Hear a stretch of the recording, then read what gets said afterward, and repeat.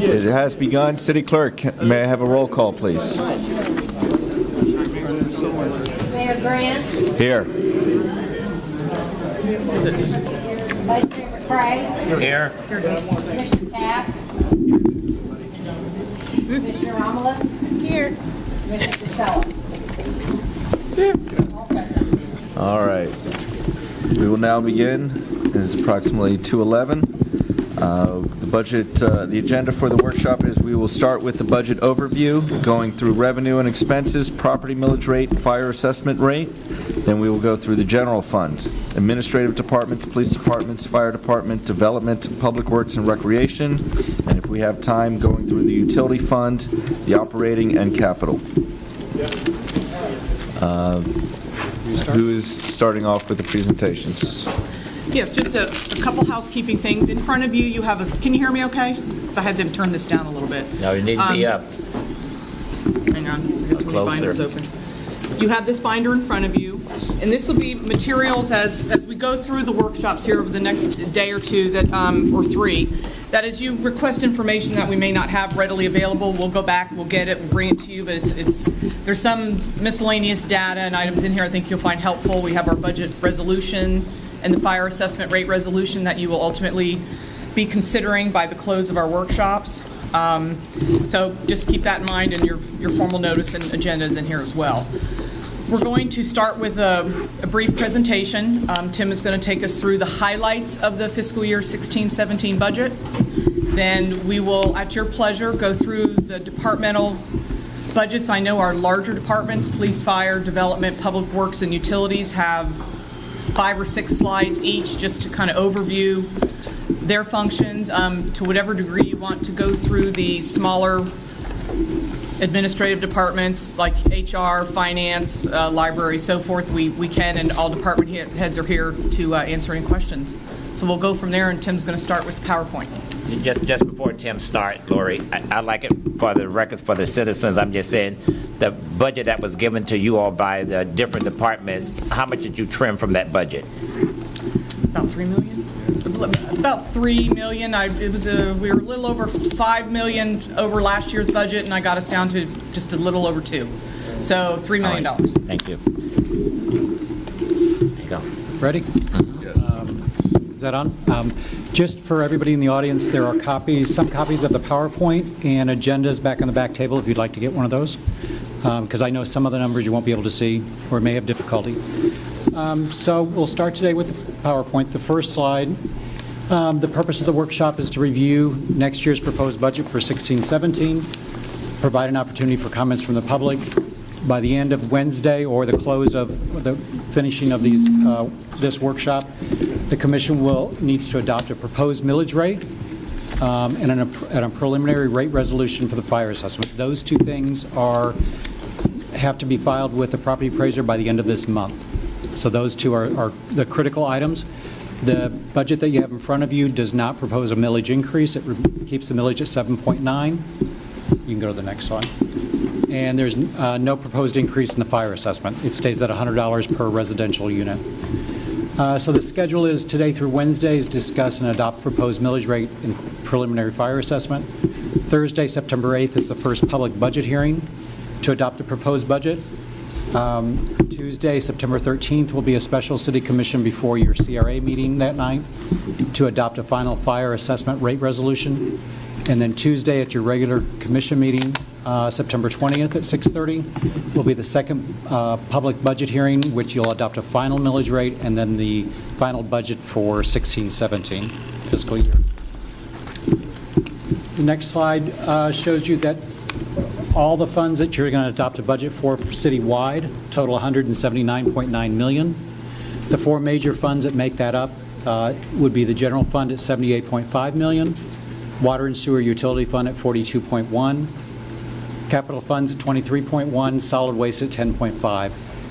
The other funds on the right-hand side of the chart, debt services $9.4 million. It also gives you percentages for anyone that wants to follow along. Fleet at $5.7, golf course 1.7, self-insurance 4.6, and all other funds, which would be the smaller funds, total 4.3 that make up the 179.9.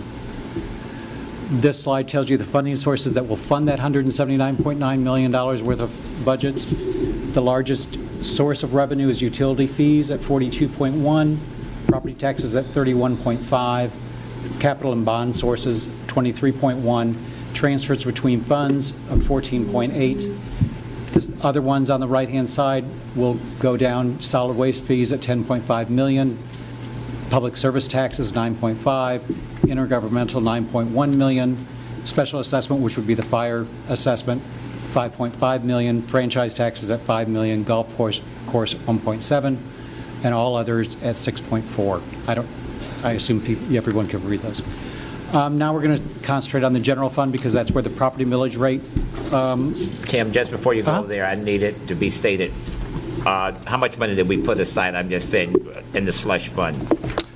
For They said that we're supposed to keep, the state said we're supposed to keep so much money on hand, for an emergency. The commission in the past has passed a resolution that designates 10% of the operating budget in the upcoming year as an emergency reserve fund. So if the general fund's budget's approved at $78.5 million, we would have $7.9 million set aside as emergency reserve.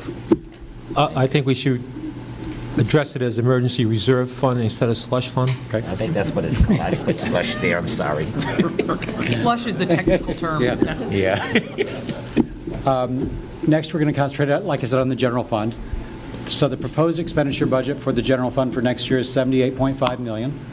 That's a $2 million increase over the current year, or 2.7%. Of that, your personnel services, which includes your salary and all your benefits associated with staff, account for $59.5 million, or 75.8% of your general fund expenses.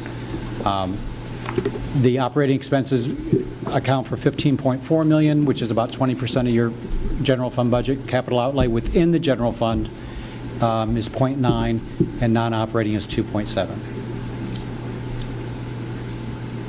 This is another slide of where your expenses lie within your general fund for the services that the city provides to the city.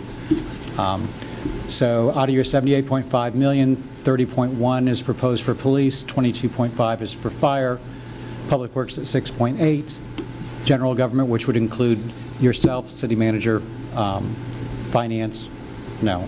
I don't know what that. IT? Clerk? Yeah. Development's 3 million, recreation 2.9, library 2.5, ITS 2.2, finance 1.1. It's just the various services we provide. So in the general fund, with your $2 million increase that's being proposed in expenses, we just highlight some of the major increases that we're seeing, or that's included in the upcoming budget year. So we have a couple new positions that we're recommending to the commission to approve. One is a business compliance officer in development. That has to do with the BTR, the business tax receipt issue and project out of strategic planning that we discussed. There's a new position in parks maintenance for a parks maintenance specialist. That's to work with one of their main functions, not their only function, will be to monitor the pavilions on the weekends in order for us to re-rent them multiple times over the weekends and make sure that they're in decent condition to rent them a second and third time. Facility rentals. And all facility rentals. Information technology, and you're going to see a couple others. I'll go ahead and address this issue now. With a change in funding for personnel, in previous years, we did a transfer from the utility fund, which was just in essence a flat amount of money, for lack of a better term. This year, Colin and I are developing a new methodology to do that, to work up that transfer. Part of it will just be a transfer of 7.5% of gross revenues from the utility into the general fund to fund services in general. But the other piece of it's going to be to pay for direct labor. And we chose departments that work with utility and provide services, like finance department does the procurement issues with them, city clerk does agenda items, HR does personnel related issues. And we're taking a percentage of those departments' budgets and transferring those dollars to the general fund. In previous years, when we did the flat amount, we had positions that were paid directly out of utility for ITS, which is what this line item is. This year, we're putting those staff people back into ITS, so you're going to see increases in some departments for personnel, but the flip side is your transfer from the utility increases, and we'll address that when we get to that side of the revenue side. The next two items are for fire and police. They're increases that we saw in the budget and recommending mainly due to either increased transfer to vehicle maintenance for replacement vehicles in the future or equipment request. So under fire, you'll see an increase for equipment, one being the turnout gear and one being the SCBAs. We're looking to replace all the SCBAs, but the cost was about $850,000 if we were going to lay the money out one full time. Those have a life, Chief, correct me if I'm wrong, have a lifespan of anywhere from 7 to 10 years, and the company is willing to finance the purchase of all of them over a 5-year period, which would make our annual payment $195,000 to $200,000 versus $850 all up front, but it replaces all of them at once, so they'll be able to get the equipment that they need. My question is, in net fire operating increases, last time we had grants, I'm just saying, where we had to pay for extra fire, is this included in here or somewhere else? Or did we get grants to cover it? We did not receive the grant funding. You did not receive the grant funding? We did not get the AFG already this year? Yeah, so far we haven't. Okay. So we're still waiting. 90, we do have the 90, the match. If Yeah, the match is in here, sir, if we were to get the grant. This cycle we've already? Yes. Okay. We've gone through a couple of cycles, and they have not included our project in that funding. So if the funding becomes available down the road, we will certainly take it out of the budget. So how soon should we know down the road? I'm just saying. They've gone through 3 cycles so far, and they did another one in July, and we've not made any of those. So we have to keep our fingers crossed. What's the criteria to fit into that cycle? Is there a certain criteria? There's a limited amount of money, and they put the grant based on submissions and the greatest need, generally, is the criteria. Okay. So we didn't meet the criteria that they had for that project so far. I don't know when the next cycle is going to happen. So do we have a grade need is not that great, or how does that work? It compares to everybody else in the country. Our need was not as bad as everybody else in the country. Okay. Very highly competitive and very limited dollars. So we submitted for turnout gear, and I think it's a 10% match, Chief, was it? Or, yeah, 10%. Yeah. We do have funded in here, and I have to look, I don't know if it's 60 or 90,000. I think our grant somewhere was around over 700,000, so, but did you just hear this July? Because as of last week, we had not heard. Right. When I was at the FDIC, they said we're doing another cycle in July. And the ones we've gotten so far, we did not make any of those. Okay. So there's another funding cycle coming up in this month. All right, so we have 60,000 in there that we're going to pull out. We can pull out if we know we aren't getting it this cycle, but I want to confirm that with you first. Lori, can you explain to the other commissioners sitting up here, y'all know what we're talking about? I don't want y'all to think that we're trying, you do? Get the grant money? Yeah. I got it. Yeah, for employees. Yeah, okay. we've tried for 3 years, like the chief said, to get this, and I don't know what the AFG actually stands for, but it's to help us, our turnout gear is Assistance to firefighters.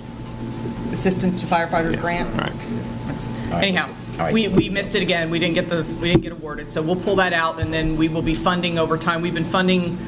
I think we have on this Tuesday night's commission agenda, if I'm not mistaken, some turnout gear. We're buying it in piecemeal chunks at a time. It's very, very expensive. So we'll go for the grant every year. But our current gear is up to code, I guess? Yes, it's expiring as Okay, yes. expiring as every day All right. goes by. So 7-year life cycle. We're at the end of that 7-year life cycle. All right, thank you.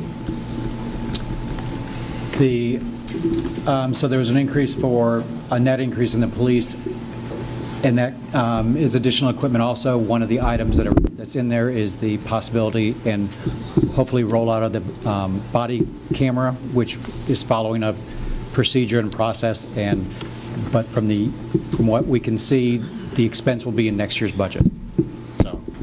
So we're That's still, not something we've discussed or had a discussion on, these body cameras yet. Oh, no. We'll be rolling out a whole program to you in the next probably 60 days, Chief, am I? Yeah. The union and through last year's bargaining, we established a work committee of union representatives and department staff, and they've been researching field testing, and they're developing their white paper now, and they should be ready to come out with a recommendation. We've placed the funding in the proposed budget, but we will roll out an entire program. It's still subject to the commission approval, obviously, for purchases, probably late August, early September. And once again, I know we do a lot of piggybacking on things, and a lot of the other communities are rolling out these body camera. Is that something that we could, if we do decide to go that way, is that something we could piggyback on? Probably.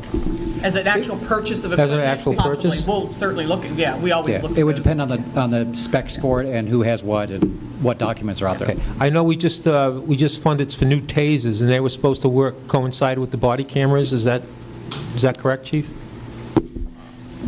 If we, it's a proprietary technology, so if we use the TASER body camera, then yes. If not, no. But that is certainly a consideration. Okay. The next increase we noted was an increase in Public Works. That has a combination of items. Some is increase in janitorial contract for additional services that we're seeking for the upcoming year, having to do with deep cleaning of buildings, additional money for building repairs in general. So that was like $152,000. The next three items all have to do with pension and the annual contribution that the city is required to make for each of the pension plans and what the actuarial amount has been determined. So for police pension, the increase is $400,000. Fire pension, the increase is $200,000. General employees pension, there's a decrease this year of $414,000. And the last item we noted was our self-insurance for workers' comp and property claims is done as an internal service fund, and then we allocate those expenses out to the departments in subsequent years. And this year we're seeing an increase of $456,000. The total of those is $2.1 million. Again, we're just showing you the large increases that we've noted in the proposed budget. Can you please explain why there's a $414,000 drop for general employee pension? Sure. Sure. Can you hear it? Oh, okay. Can you please explain why the $414,000 drop in general employee, please? Sure. Each year, the actuary takes each of the pension plans themselves and looks at what the plan has in their assets available to pay benefits for the future years. Looks at the makeup of the employees, the year, how old they are, how many years of service. They forecast out projected salary increases over the next 20 years and projected benefits. Then they net present value that to today's dollars. Then they determine how much they estimate as far as employee contributions, and then they come up with two pieces for that makes up this annual contribution. One is what they call the normal cost, and that would be the normal cost to pay benefits that they're projecting over the next 20 years. And the other piece is how to fund the unfunded liability that each of the plans have. Based on their calculations and net present valuing the dollars to today's dollars, the general employee is seeing a decrease in this year. And it can be subject to a couple things. A couple years ago, that pension plan adjusted some of the assumptions and took a hit as far as increased cost. They adjusted their mortality rate table, and they adjusted their assumed rate of return on investment. And when they did that the initial year, they saw a spike in it, in the contribution, and it's leveling out. Also, if there's not much turnover, or if there's lower projected cost for the future, it can affect that cost. Any much more detail than that, I'd have to get the actuary to go through it. But just as a point of clarification, we're not taking away from these individuals' pensions, correct? No. Okay. Their benefits are staying the same. This is just an annual cost. Next year, you could very well see that number go up $200,000. Or more. Or more. It will be It'll more. vary from year to year. That's part of the issue on pension contribution by the city, is the fluctuation from year to year of the city's contribution. Tim, in regards to personnel for Public Works, it need to be stated that we're getting 3 new employees along with a new garbage truck so that we can kind of get back on schedule with trash pickup. That's going to be over in the sanitation fund. This is the general fund side, But yes, we are. but we are getting those, yes. that's what We'll we're talk seeing. about that in a little Yeah. bit. Yeah, Dex. Okay. So Public Works and sanitation don't go hand in hand? They go hand in hand, but they're funded differently, Oh, because sanitation is funded by sanitation fees. okay. Tim, can you back up a slide and talk a little bit about risk management, why that's going up Sure. over almost 500,000? Sure. Risk management here, the last one, 456,000. The self-insurance is made up of premiums that we pay for our property and building insurance, plus our cost for our self-insurance for workers' comp cases and liability claims that are under a threshold that we have to pay. And what we do is use the last 2 to 3 years' experience as far as what we had to pay for those types of claims, and we allocate them out to the departments across the city, general fund being departments within the general fund being part of it, then also utility and sanitation. So what we're seeing is an increase in workers' comp claim for the most part, and Julie can chime in if I steer off course too far. One of the reasons is a couple years ago they increased the self-insurance retention amount for each claim from around 500,000 or 550 to 750, 800,000 for police and fire, which means if you have a workers' comp claim that over time goes up to 800,000, we're responsible for the first 800,000, $850,000 of the claim versus what it was before of 550. So we're just seeing that much more expense coming in, and the number of claims that are coming Have in. we identified why the claims are going up? Workman's comp? Workers' comp is the majority of them. Is there one item that's causing these, or is it the whole spectrum of injury, or?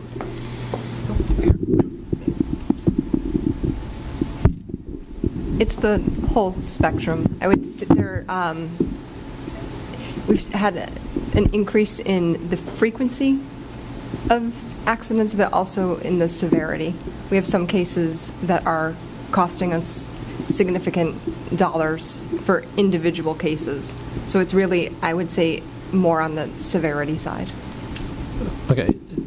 My question is, as we look into these workman comps, are we formulating some programs or guidelines that we can reduce these, or if everyone's a back injury, let's say, is there something that we can promote in the city that reduces that type of injury? We are with our new brokers and consultants that we're using this year. They are working very carefully with us to develop some programs just exactly for what you're stating. Thank you. Thank you. And I might be getting ahead a little bit, but I think this is also to help with the clinic that we're proposing will probably help with all these costs as well, correct? That would be one of the goals. Okay. This is a slide that's usually hard to read if you're in the audience. This is a department-by-department comparison of this year's budget and the proposed budget and the increase that we're seeing per departments, which you're more familiar with reference to as far as city commission, city manager, city hall, city clerk. Stop right there. Let it be known that the city commission, $29,000 decrease, okay? Yep, you did very well. Yeah, thank you. Okay. We tell them to save, we're saving, okay? And the amount of the change for between this year's and next year's budget. Again, we'll go through these if you guys have specific questions. You'll end up, we're ready to do it at the end. We'll go into police and fire, development, public works. We'll have a couple slides on each of those to talk about after we get through the PowerPoint. Just quickly, and I know we'll get into a little later on, the police administrative services down 34%? Right. If you look at police, there's 3 divisions Correct. overall. And what they did in the proposed budget was they moved some things around, so they moved them from administrative services to uniform services. So you'll see the uniform services went up 2.4 million, and the administrative services went down 2.4. So they just readjusted where they're being housed at and located at. That was actually part of our reorganization that we did mid last year, where we added 25% additional personnel to patrol and removed them from administration. Oh, okay, right. So Thank it's you. just moving around. And Schoolhouse Children Museum, moving forward in a sustainability, they went down 10%, so that's good. I'd Correct. like to just note Yes. that for the record. Thank you. If you, just a reminder of this year's budget, Schoolhouse Museum requested an increase in the current year that we're in as far as their support from the city, which the city agreed to, with the expectation that they would work on their revenue sources and their programming, and in the future to start reducing that support, which is what you're seeing right here, of that 32,000. Next. This slide shows you the proposed funding sources for the $78.5 million for general fund, leaving the tax millage at 7.9. Our net increase in our net property taxes would be 31.6 million, or 40% of the general fund. Fund transfers make up 20%. Intergovernmental, which are revenues coming from the state of Florida or other governmental units, at 9.2 million. Charges for services is 6 million, which would be either recreation or our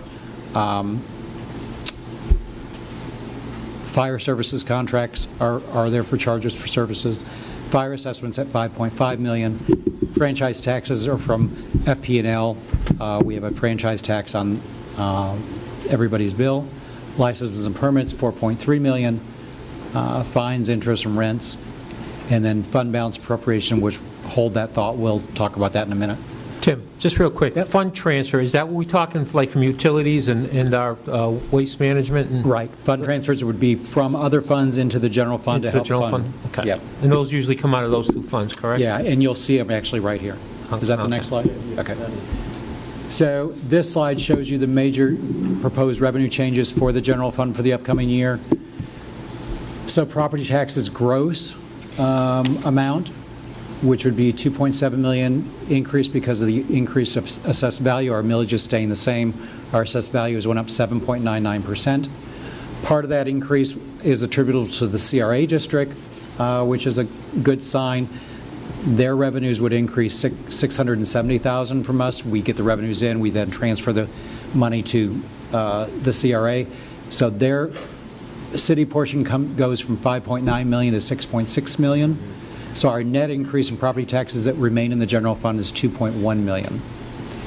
Florida Power and Light, business tax, and building permits, we estimate based on history of collections over the last year or two. We're seeing an increase in those three, so we're projecting an increase of 200,000, 125, and 250. State shared revenue and sales tax based on estimates from the state that they provide to us each year. ALS is our ambulance. We're anticipating a $100,000 increase for transport fees. How are we doing with collections on that? ALS, we collect about 70%, which I believe is pretty standard. Thank you. The bottom section is in reference to Commissioner Casello, and that's the transfer section. And so what you'll see is a transfer from public service tax debt of going up from 6.2 to 6.3. That increase is due to the fact that the Commission approved the refi from last year when we refinanced the public service tax bond for the remainder of the next 12 years and lowering the interest payments that we're having to pay on it. So we're able to transfer more into the general fund each year. Water and sewer, this is the transfer I alluded to earlier, made reference to. We're at 5.2 million this year. We're able to increase it 5.7 based on the methodology that Colin and I are using for that transfer. So you're increasing at 500,000. Solid waste transfer was at 4 million this year. We are recommending that that transfer be reduced to 1.8 million for a couple of reasons. One is in reference to Vice Mayor McRae's question earlier. there is a need for an additional crew in solid waste and vehicles associated with that to address that service in general.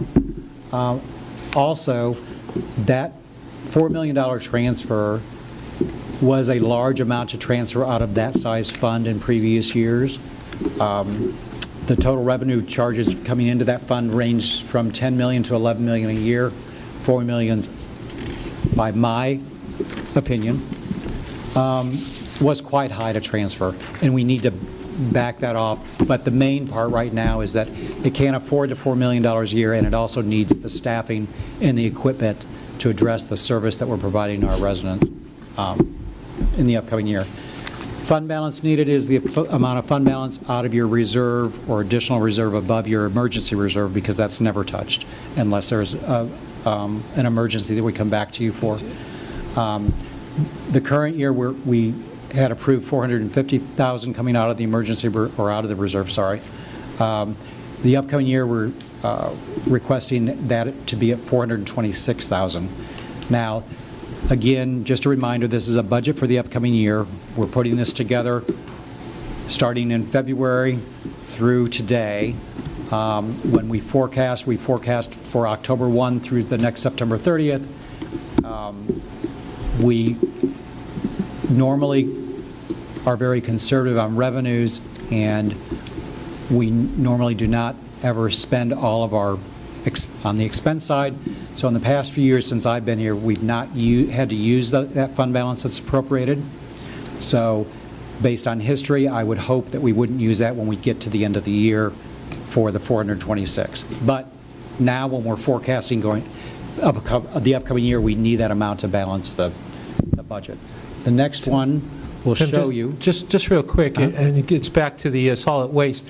When we say we need a new trash truck and all, doesn't that come out of the fleet maintenance account that we establish for each department? It comes- But it's not actually comes out of the general fund, no? It comes out of the fleet maintenance to buy it, Right. but the sanitation fund funds it to the fleet maintenance, so it actually comes out of the... But that's a cost they incur, I mean, that's just like putting money aside every month or... But if you need an additional one above what when you have a new crew put on, when you bring a new crew on, it needs a new truck. So that sanitation fund has to fund that new truck. Okay. Did that answer your question? Okay. New truck, new crew. Yeah. Yeah, Okay. new vehicles aren't in the fund, Right. extra vehicles. So the next one.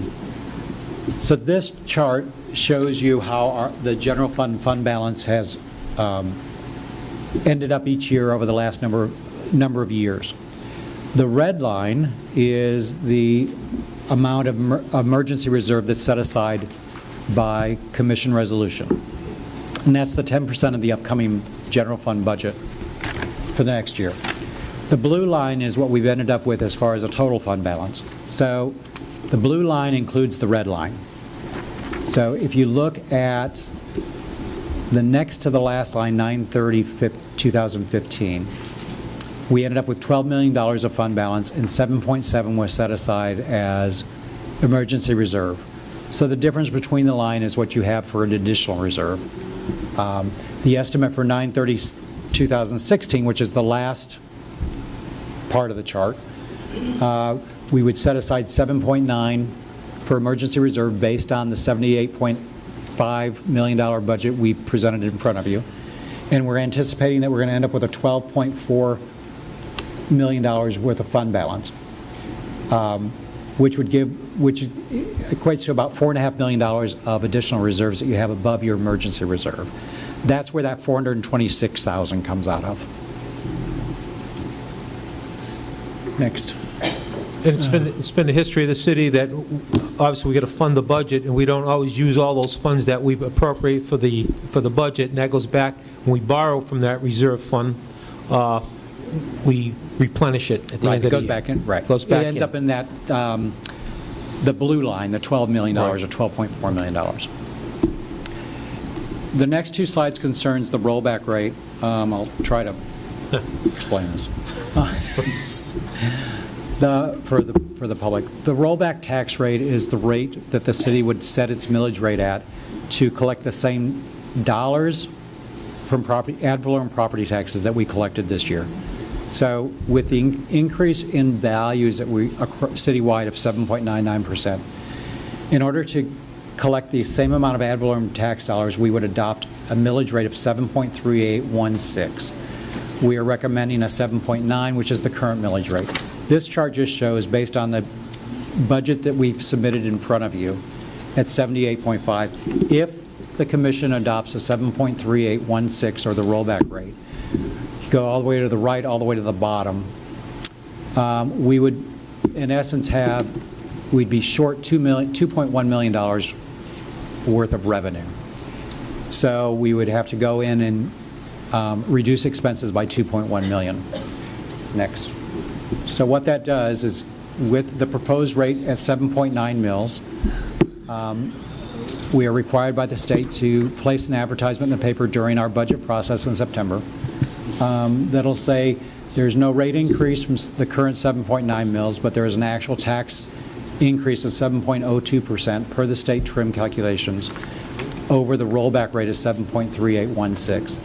Just to note, the citywide property values average increase 7.9, and this week you'll adopt a proposed millage rate. It probably need to be explained that we can always come down. Correct. Okay. The millage rate that you adopt this week, the proposed millage rate, you can reduce or increase in September when you do your final, but in order to increase it above what you adopt this week, you have to do a first-class mailing to every resident in the city, which is to the tune of about $44,000. So what we say, where our recommendation is, you can come down in September with no financial cause during this fiscal year as far as mailing notices. So whatever the highest millage rate you're comfortable with or you're entertaining, that would be the millage rate to adopt this week. And then if you want to bring it down in September, you're always more than welcome to do that. Next slide. This is a slide that's been put in the last few years showing the number of properties in the city, and that's shown as percentages and also as number of parcels, that pay less than $200 or less in ad valorem property taxes. So the highlighted in yellow shows you that back in 2012, 29.3% of our properties paid less than $200 in ad valorem taxes, and this year that number is reduced to 20.9%. The right side of it shows you that in 2012, 8,859 parcels or property owners make up that 29%, and today is 6,381, and that there's 30,000 property tax bills that go out for the city. Does the total account for if a person owns more than one property, or is it? These would be based on per property. So. Okay, thank you. Next slide. These are. Tim, do we have a number on how many nonprofits are in the city? I don't have that handy. Couldn't we figure that Okay. BTR? Yeah, we could see if we can pull it out of our BTR records for tomorrow. Thank you. You got that?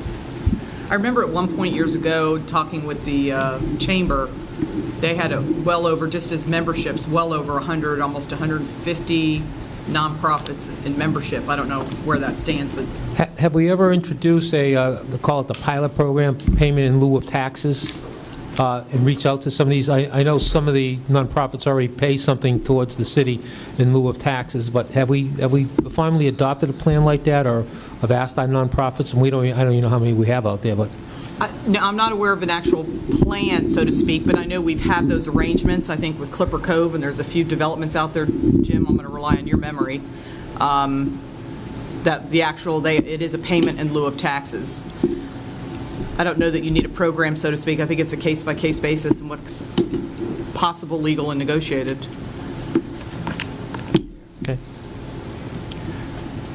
All right, this slide is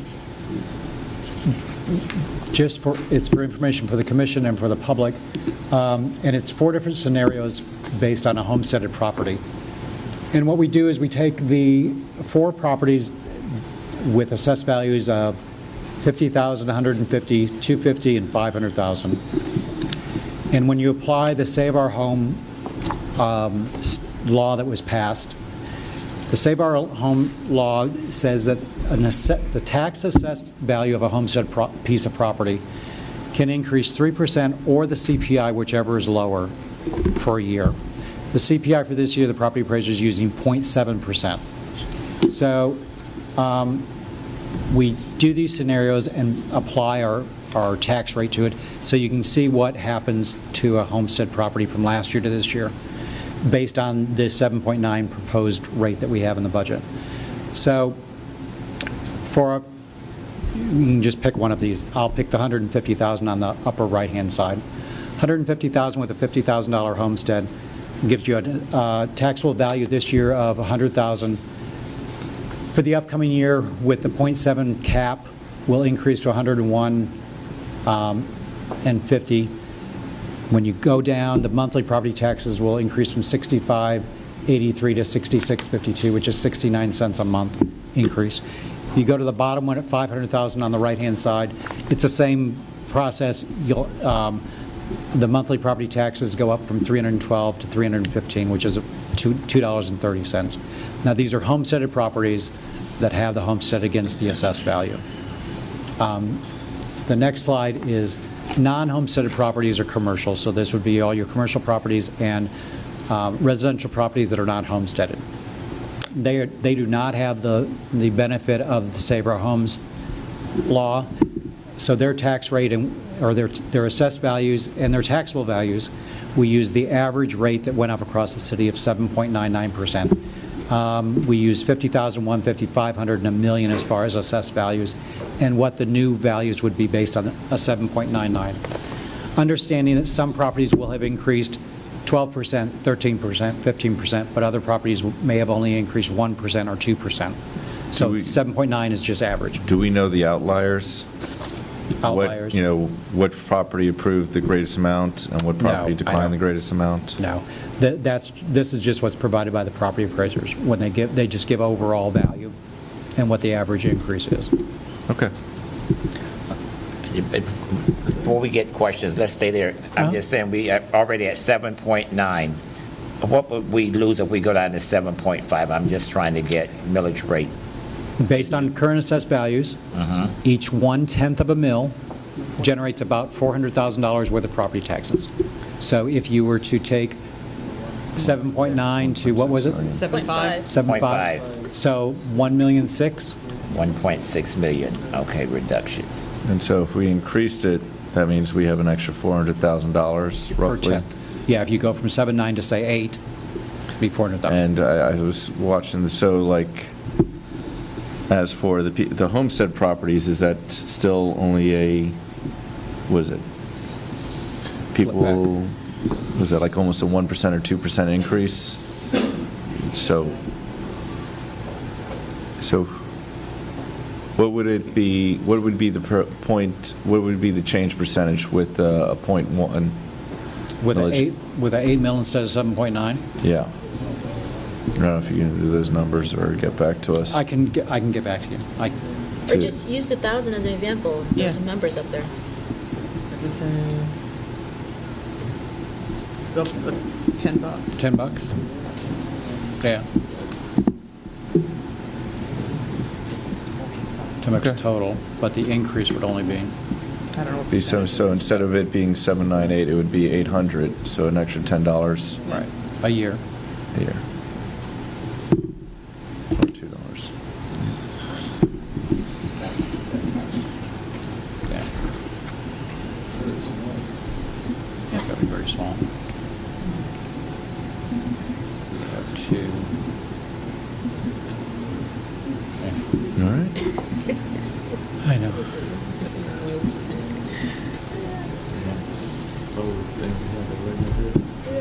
I think we got the answer. Got what percentage-wise, it's It's got to be less than nominal. $1 a month increase Yeah. for a To add $100,000 point property, for a homesteaded property. Right. homestead. So the millage rate really affects the non-homestead and the commercial properties the most. not the homestead properties. Assuming their values, the average county increase was about 8%, assuming that their property goes up that 8%. Some may go up higher, some may go up lower, or not Okay. at all. So, The other factor is normally the non-homesteaded ones are some type of commercial. Commercial, second It's going to be home, valued at a higher or a rate. rental home. Right. Just give me the history. Give me the history. I'm just saying, like in increases, like 7.9. Okay, for last year, was we at 7.9 the year before? Yes, flip back And before? to the millage. backwards. I think it was There. Nope, one forward. Nope, forward. Forward, there. We were at 7.6 in 2012, Okay, and then 7.9, 7.9, 7.9. okay, for the last 3 years, okay. Okay. That's the end of the overview. Flip through that.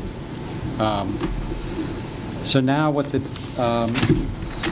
like I said, the proposed budget proposes the millage rate staying the same and proposes the fire assessment rate staying the same at $100 per residential unit. So now that's the crux of the PowerPoint. Now what we'll do is we'll go into Tony. Tim, just for clarification, if we keep the millage rate at 7.9, as everything stands today, we're going to be $460,000 short? 426. $426,000 short in the budget. Yep. If everything stays the same today. Correct. Thank you. Will you flip into the slide by department? Yeah, the second or third. Please. Yep. So now we'll go into the general fund departments, and this is really going to be at the commission's pleasure. What we had planned, or what we have sort of discussed amongst ourselves, was the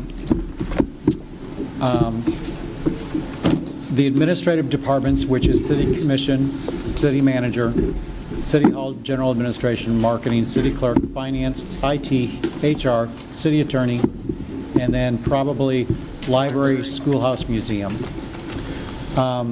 If there's specific questions that the commission has, we're more than happy to answer questions. The police and the fire, development and public works, and recreation.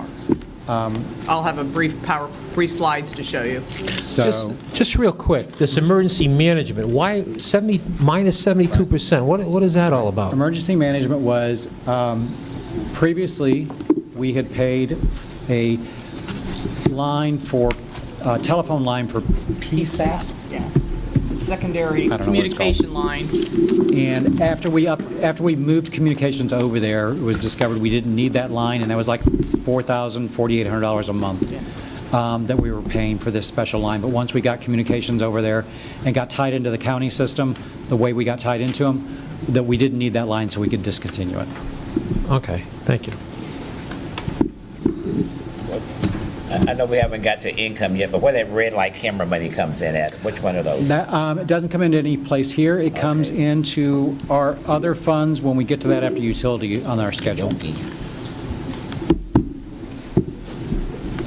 So like I said, it's the pleasure of the commission. We're ready to go with police, or if you have specific questions on admin services departments, we can, however you want to address it. Are we going to go through each department? We're starting off with the police, is that correct? Yeah, we weren't, and we've done that individually with you on the smaller departments. If you want to just ask by exception any questions that come up through, as you go down that list, we'll answer them. We did not prepare a presentation, so to speak, but we did have the larger departments do that. So police, fire, again, public works, utilities, and park and rec will prepare, they prepared some slides. Upper departments, if you have questions, we'll tackle them. Okay, and I've talked to Jim, we've had a meeting about the law department, and I talked a little bit with you today, Laurie, about that, and it's not troubling. I've asked you to get me some comparables, but the last 3 years, the law department was paying almost $1 million for legal services here in the city. And I just had questions on how how do we get to that number? Because in the budget, you'll see, I think the law department's asking for approximately, for round figures, about $600,000. And I had a nice lunch with Jim, and I believe that his retainer, I think that's what I can call it, is approximately about $194,000. Out of that $194,000, he pays his help and all. So just to clarify, to make it clear to me, how we get to $600,000, and then from the $600,000, in 2016, we went to $894,000. 2015, it was $1.187 million, and in 2014 was almost another $1 million. And I'm not debating those are real costs, but some of my questions is on that the litigation, how we farm out the litigation, or I know Jim's firm, I think we're in transformation and trying to get somebody in here to actually do the litigation from the in-house Jim's firm. Right now, we, for lack of a better, we farm that out. And my question to you today was, how do we pick those lawyers to litigate for the city of Boynton Beach? And how do we handle those fees? I know everything else we put out there for bid to get the best possible rates. And how many cases actually been litigated? You said that there has been cases litigated here in Boynton. My 3 years, this is my third year up here, I can't really remember any, real litigation that went on as far as from our law department. The other question that I have, and I brought up with you, is that I would like to see some type of transparency. And I said that every month, it might be a month behind as far as we get the bills in, our law department bills. When they come in, we can put them even on the consent agenda, and if a commissioner has a question about, a certain bill that comes in that month, we can ask those questions at that time. But instead of finding out at the end of the year that our legal bills were, $1.1 million, and everyone's shocked, at least we would have a pattern or to tell us how we got to that 1.1 million. And that's all I'm asking, is that we have that type of transparency every month. We put it out there. This is what we paid for legal fees, and if a commissioner has a question at that time, we can go into detail. Yeah, we talked about that this morning, and Correct. I haven't had a chance to chat with Jim about it, but I think it's something Lynn can prepare for us. Basically a monthly report that breaks down, and by the time you close a month out, you get the bill, you reconcile that, Right. you pay it, so we'd be like a month behind. But, That's fine. Jim, we talked about kind of taking obviously your retainer is there, and then anything outside the retainer, break down the bill as to what the categories are of how much is labor, how much went to personnel management, to forfeitures, and just maybe do a monthly operating report. I think that's easy. With respect to transparency, every month we submit bills by file, meaning by case if it's a case, or by other categories. We show in that bill the details of which attorney worked on the case and what amount of time they spent on it to the 10th of an hour. Those bills are submitted on a monthly basis. So those bills are available to the commission to look at as a grouping, or they can be summarized if you prefer, that just shows the name of the case or the file and the total amount of time spent on it. And the same can be done with respect to the retainer amount. We track all that time the same way in a 10th of an hour for each attorney that works on general matters during the month. This past month we spent approximately 575 hours of time under the retainer. But we could delineate that as well. I've suggested in the past in my budget proposal that the commission endorse a concept of us allocating to each department what our activities go to from the legal department, so you could get an understanding of what departments are more taxing with respect to legal expenses than other departments.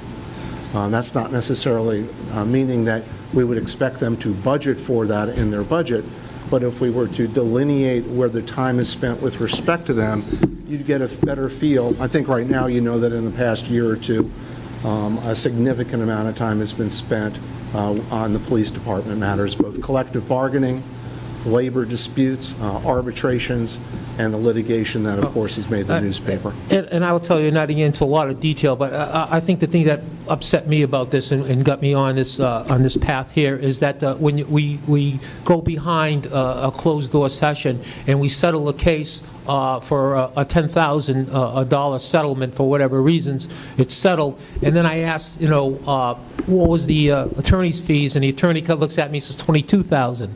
And so I have those problems, that's some of the things that upsets me. We settle for $10,000, but it costs us $22,000 to get to the $10,000. What would upset you even more is if we spent $22,000, went to trial, and had a judgment against us for $200,000. Well, and it goes back. Then I think you'd be very upset. And that goes back to my original thing. I can't remember a trial that the city of Boynton Beach has taken in my tenure up here. I could be wrong, but I do not remember a case that we've actually said, look let's take this forward and take our chances.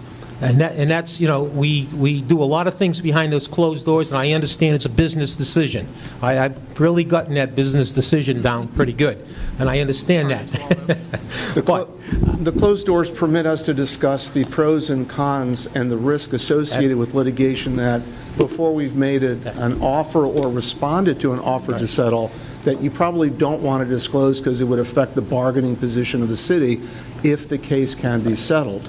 But having said that, we could probably do a better job as a case progresses to keep you informed of the risk associated with those cases that obviously are not apparent to you. And I know you work at the pleasure of the commission and the direction of the commission and behind those closed doors, but we are swayed a lot by your professional opinion. And I would just like to see, I'm a fighter. We've made ourselves, I think, and I'm sure we're not unique to this, but an easy target, if you will, as far as let's file a lawsuit, they'll settle. I could be totally off base with that, but that's just my mentality at this point. Getting back to what we said a little bit earlier, not to say that this thing's not transparency, but I would like those numbers like on a consent agenda, a monthly thing, and saying, look, this is what we're paying, and so on and so forth. And getting part B of my question here is, I know we use Lyman Reynolds and I think it's Mike Pratt, Mike Burke, rather, for litigation. How did we get those two individuals litigating for the city of Boynton? Jim, before you begin, is this for budget hearing, or is this dealing with legal issue that's... we're the legal budget. Just the legal... Well, it's, we're going into the hiring of other attorneys. This will just take a second to explain the history. And so I just want to know, Joe, is there any more questions that you have for legal? No, I just want to know how we get there and what, Okay, because I'd like to wrap it up moving on. I can answer that quickly. The city was not always self-insured, and coverage for claims, the type of claims that we meet on closed doors about, were provided under a policy with the Florida League of Cities. Those two law firms that you've referred to, Mike Burke's law firm and Lyman Reynolds law firms, were the approved attorneys by the Florida League of Cities. We had no selection in that process. When the city transitioned from buying coverage to being self-insured, risk management at the time, not Julie, she wasn't in the head of risk management at that time, decided that it was best to leave the cases that those individuals had in place, and then over time, I think that he was comfortable enough that those two attorneys and their law firms provided the appropriate and competent defense of the claim, so additional cases were given to them. It's only within the last couple of years that cases have begun to be transitioned to the city attorney's office to handle those defenses, and those outside firms have gotten less and less cases. What we've done in our law firm is we've gone out, we hired an attorney that had worked for a defense firm in Miami to provide that expertise, to provide the defense for those firms in lieu of sending them out. So we're in a process of transition to do most of it in-house. We've been doing that. That's not to say that in every single case moving forward that will be possible. There are certain types of cases that involve multiple defendants where the city, and let's just say, I hate to pick on the police department again, I'll pick on the fire department. The fire department, maybe a member of the fire department is sued. The city has its own attorney, and that firefighter has his or her own attorney. So we would always look probably first to those law firms that have traditionally defended us to do that. Okay. So I'm not going to say that they're going to be eliminated 100%, and in any event, I can't say that. I would have to turn to Julie, who's the risk manager, to deal with that. Okay, as risk manager, would you entertain, or would you go out there, and I know we've been using these two particular attorneys since the League of Cities days, have you gone out there to see if there's a better deal the city can get, or has this just been, because it's been, same old, same old? Yes, they charge a flat rate. Both of them charge the same rate, and when we've had to secure additional attorneys on cases, it's been the same rate consistently. So we're getting one billing rate from all of those offices. Okay, so the rest of all the attorneys out there are basically the same price, is that what you're telling me? If they work for us, they are. Okay, thank you. And Commissioner, finally, we have been using in a current pending case a couple of additional outside attorneys in addition to Lyman Reynolds and Mike Burke, and we may get a feel for whether or not they're individuals that on a future case if additional counsel were needed would be appropriate. Thank you.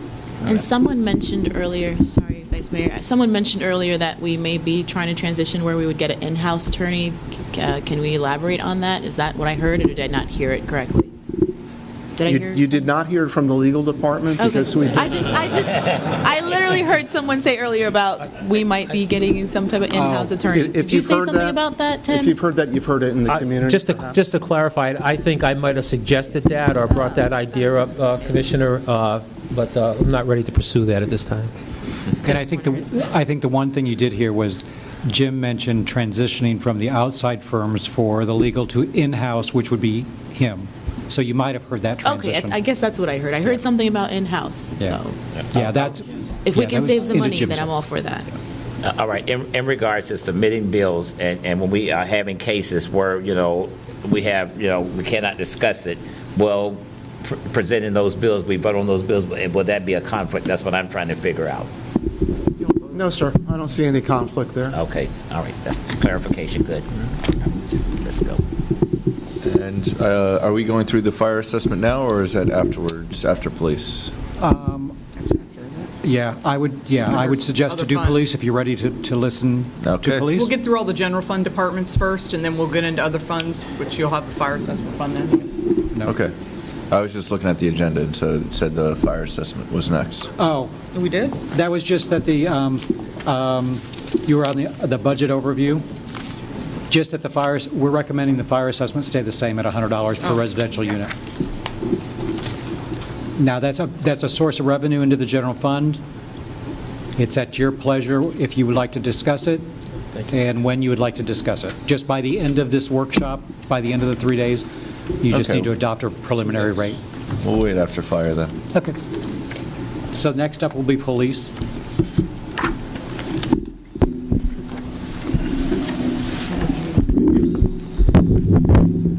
Good afternoon, Jeff Katz, Police Chief.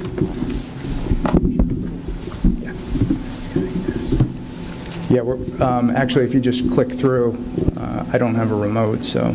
You got to talk loud, too. I don't know why you got a gun on. You ought to be able to talk up and speak. Okay, a brief overview of the mission of the police department. I know that you've heard this before, but just for the benefit of the community, we provide effective, efficient, and impartial service. We're selfless stewards of the public trust, cultivators of problem-solving partnerships, and committed to the tenets of civility, accountability, and pride. That is why we exist. Next slide, please.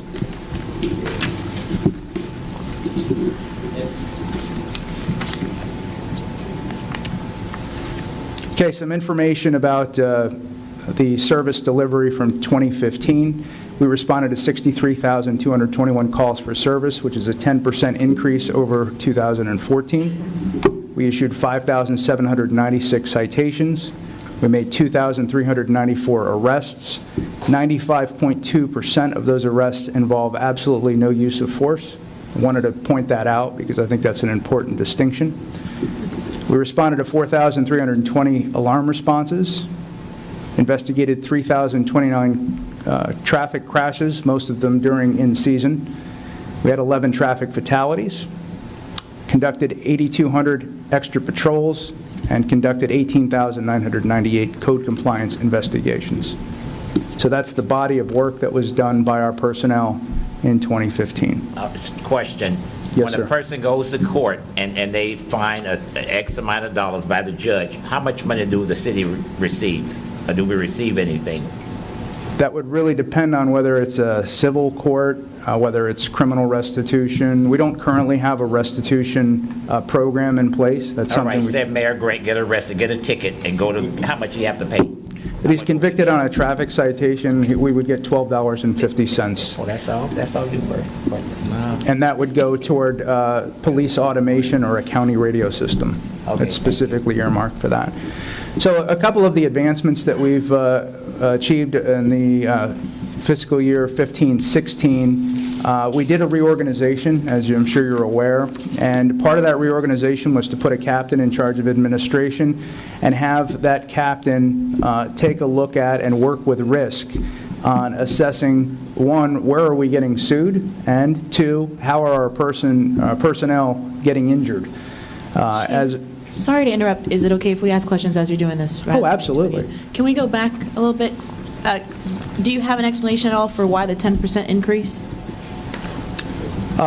No, we don't have a real explanation other than the fact that we're seeing a lot more engagement with the public, and we did increase our patrol staffing by 25% during the reorganization, so we do have more people out there interacting with the community, so we feel like that would be a benefit. Okay. Do you all still have the numbers from 2014 citations issued? I don't, sir, but I could get those for you. Okay, yeah, I just want, we have it, increased from last year. For one thing, I just would like to know how everything did from 2014. Yes, sir, we can get that for you. So again, we worked hand in hand with risk to determine how are our personnel getting injured and where are our liability issues.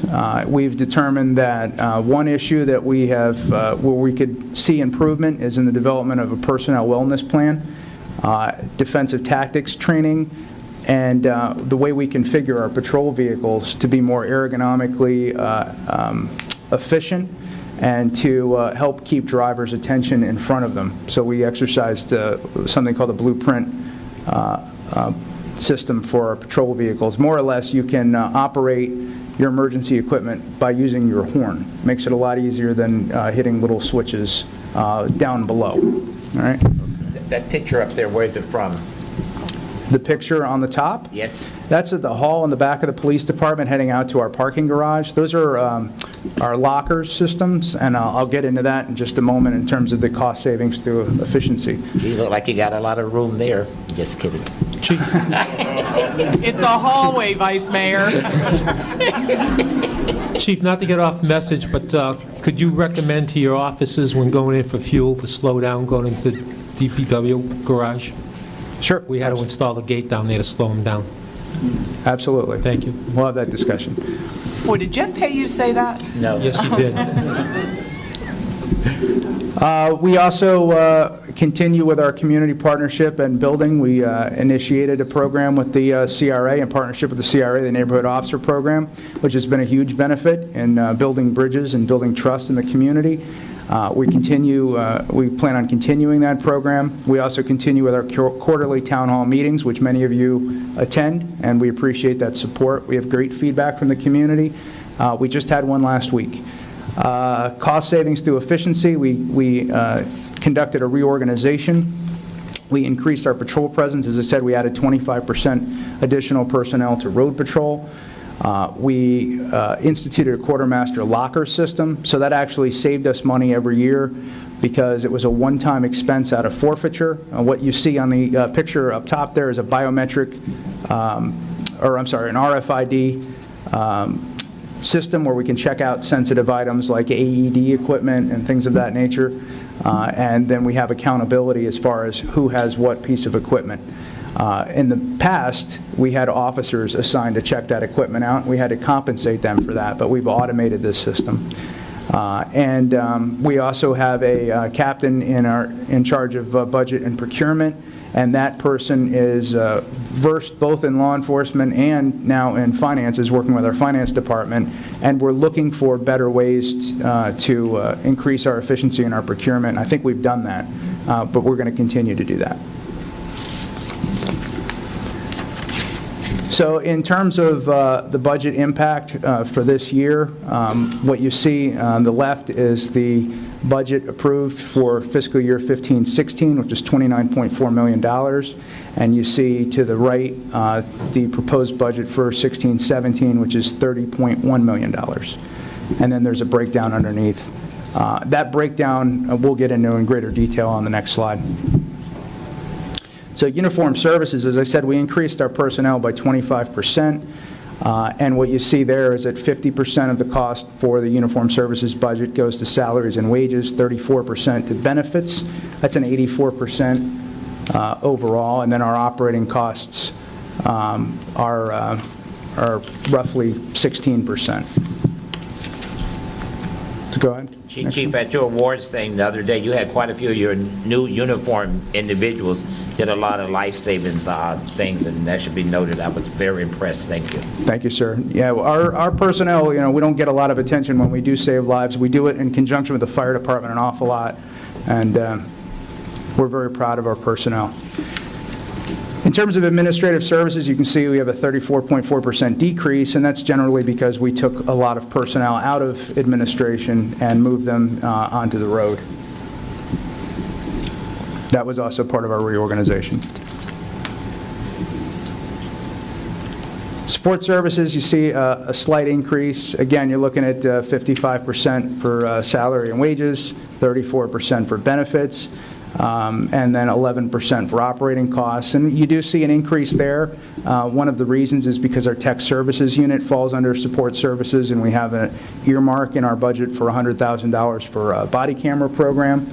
So there's an increase there. We've also unified all of our software maintenance into the support services budget, because now instead of being in administration, our IT actually falls under support services. So that's the increase there. Chief, how important do you feel, your personal opinion, towards body cameras?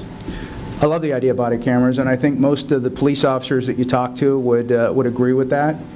More often than not, body camera footage or any video footage of a police-citizen interaction is going to demonstrate that the officer acted appropriately. It's an insurance mechanism, and we definitely are in support of it. Have all the logistics been worked out, like how we're going to store it, and who's going to be privy to view that, as far as public records and such? There was, and that's one of the reasons why we were not a ultra early adopter. I think we'd still be considered an early adopter of the technology, but there were a lot of public records concerns. For example, when we go into a home and someone has a heart attack in the middle of the night, someone is scantily dressed, and we go in, is that video considered public record?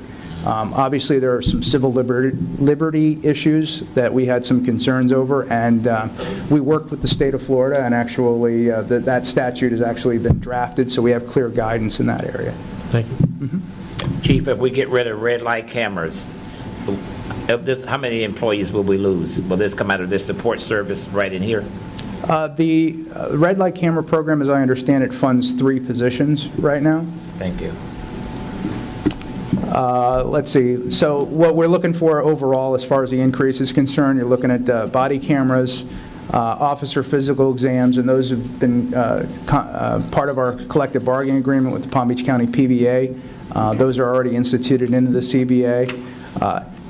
Expedited DNA testing, and that's very important, because a lot of the DNA testing, a lot of the crimes that we're dealing with now, especially crimes against persons, involve DNA testing. That's really, really important evidence, and we have an agreement through the City of Boca Raton, along with the City of Delray Beach, to get expedited DNA testing through their lab. Chief, who actually has that lab? It's in the Boca Raton Police Department's training facility. Okay. And then we've instituted a predictive policing program. And actually, I'm glad to see Mark Carageorge here in the audience, because he spoke of this concern recently at a commission meeting as it relates to the crime rate. And this is something that the City of Delray Beach has done with great success, and we've been working for about a year to institute this program. But the predictive policing program, crime is a behavior, and behavior is often predictable, and we're using data to try to determine how to best deploy our resources to be most efficient and effective. So the FARO and GeoFidio systems both have been purchased this year, and over the next year we'll need funding. So you'll see an increase in the budget for that. Question. I need to go back to that lab. In regards to the lab, the state of Florida had a lot of rape cases that they had. The packages were stored. Boynton did not have any stored. Can you tell us, did we? To my knowledge, no, sir. We have not had any issues as far as that is concerned. All right, thank you. And then we're looking for some additional funding as it relates to protective gear, active shooter training, which is a citywide initiative. We're rolling it out throughout City Hall. We're also looking to do it at the mall. Eventually, I'd like to offer it to institutions like Bethesda Hospital. The fact is, active shooter scenarios are the reality that we live in today, and I feel like we have an obligation to help members of our public, should they find themselves in that situation, help our local community prepare for the possibility of that, and so that they have a plan. Also, we're looking to institute field medical kits, which we've already actually purchased, but we're going to have to replenish those, and we're going to have some new hires. That's where you have the syringe for that heroin overdose? No, sir, that's actually a Narcan program, and that's something the fire department funds. But our emergency field medical kits are mostly for gunshot wounds. Oh. Thank you. So in summary, we're seeking a $730,000 increase of a $29 million budget, which equates to about 2.4%, which is in line with the overall city increase. And what we're looking for is, specifically is we've got 85% of our funds are based on salary, wages, and benefits, and 15% are operating costs. How much did you have to chop off when the city manager told you to go back?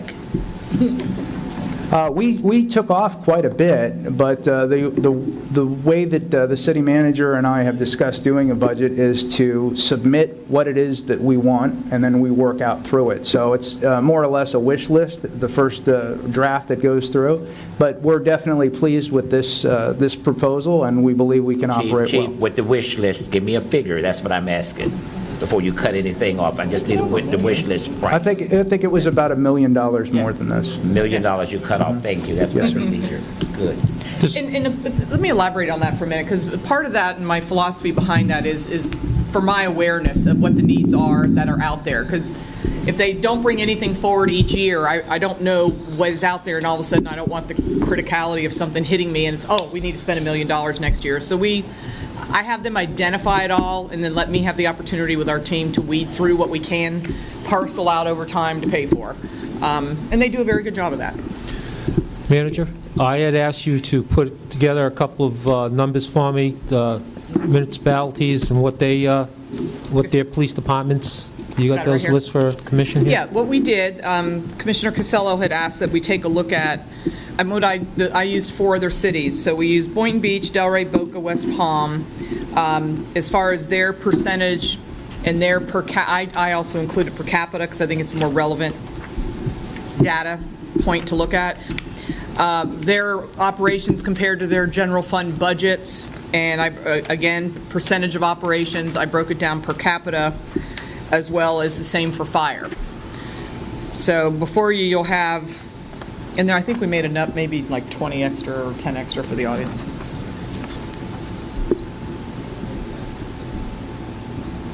And I don't, Commissioner Casello, if you want to ask questions about it, or do you want me to?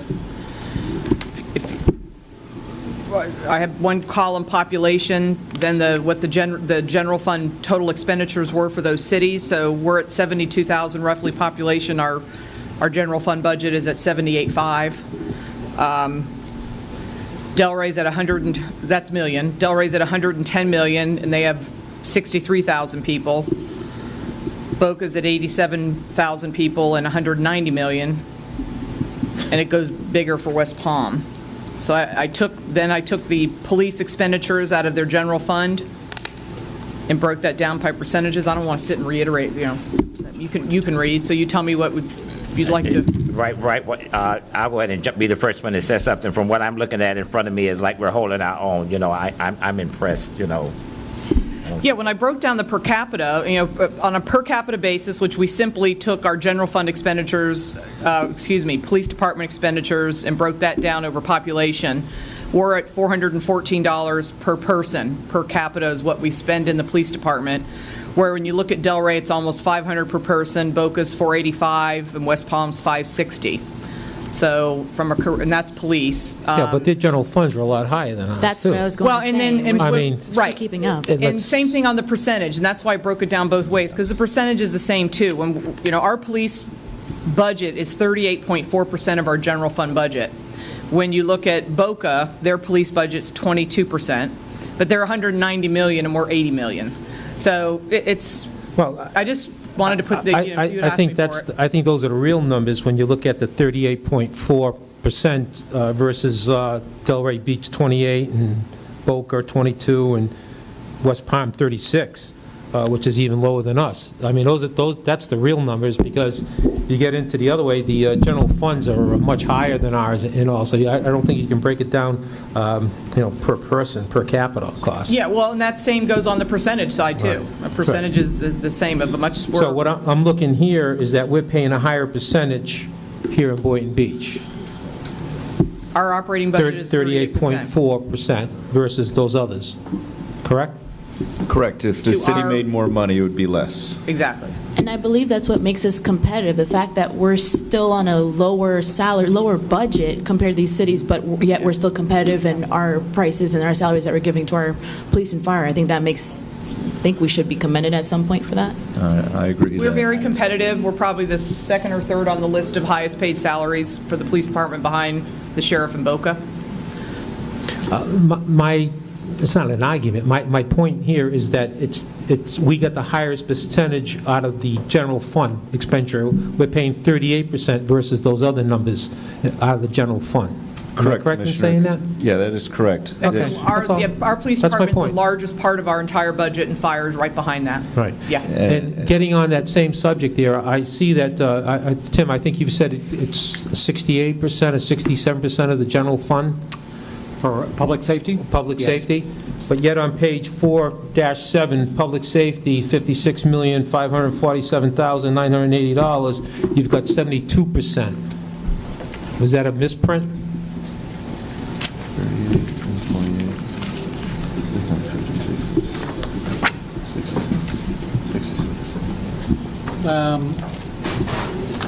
Commissioner, I'm not sure. I'll have to check it. I'll have to check on it. Can you repeat what you're asking, Commissioner?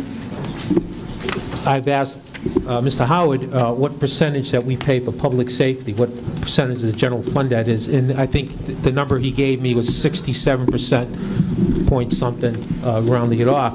And when I looked on page 4-7 on the public safety, it comes out, he's got it highlighted there at 72%. I just wanted to make sure that we were missing that 5 or 6%.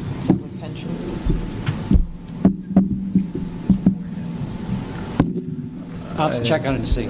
I guess, Lori, the big question is what, do we have numbers for the sheriff's office regarding their police per capita cost and percentage of county's general fund, or would that not be comparable?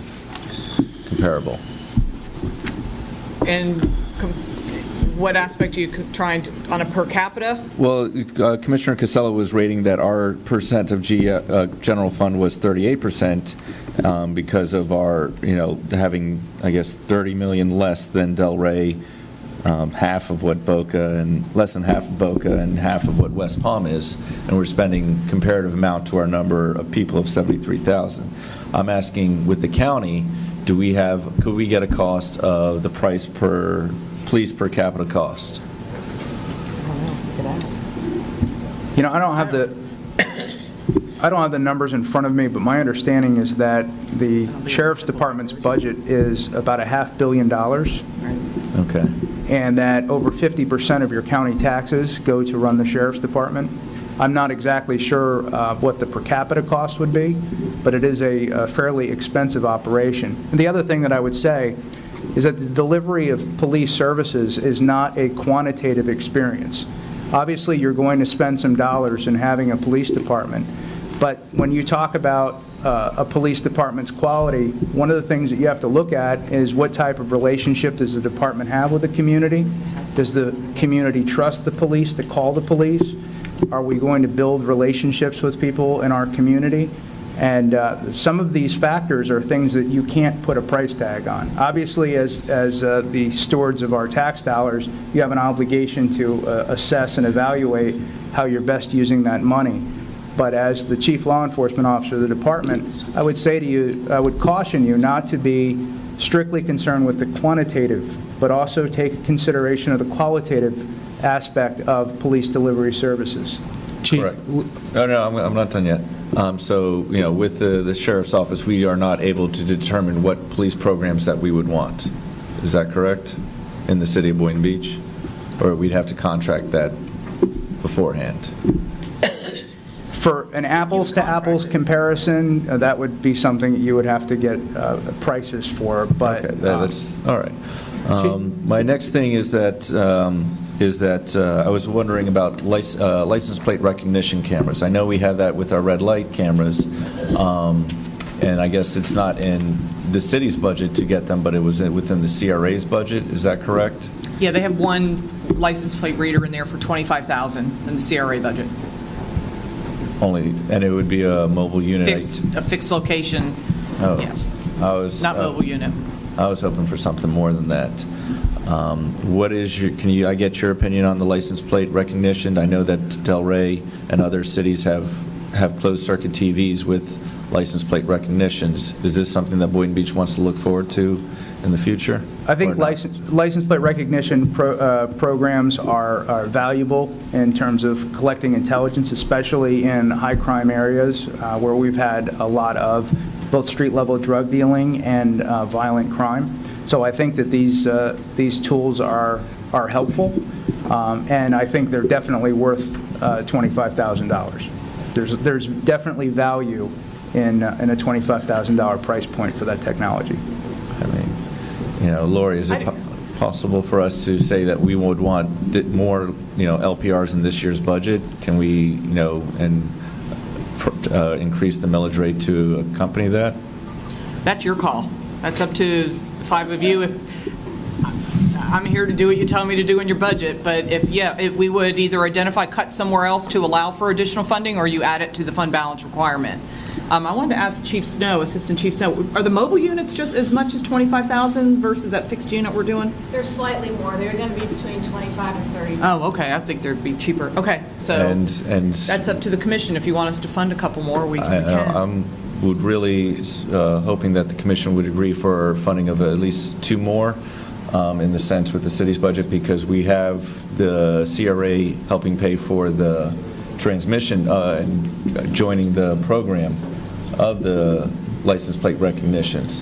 And this, what the difference is that I had the experience where I had a client who got arrested because of the license plate recognition, and he said, no way, they're going to get me, and they ended up getting him, and it was through Palm Beach's license plate recognition, and it's an amazing tool for police to help stop crimes, because we've had homicides in the city where they are currently unsolved, and all we know that there's a black SUV with tinted windows came in to shoot up our residents.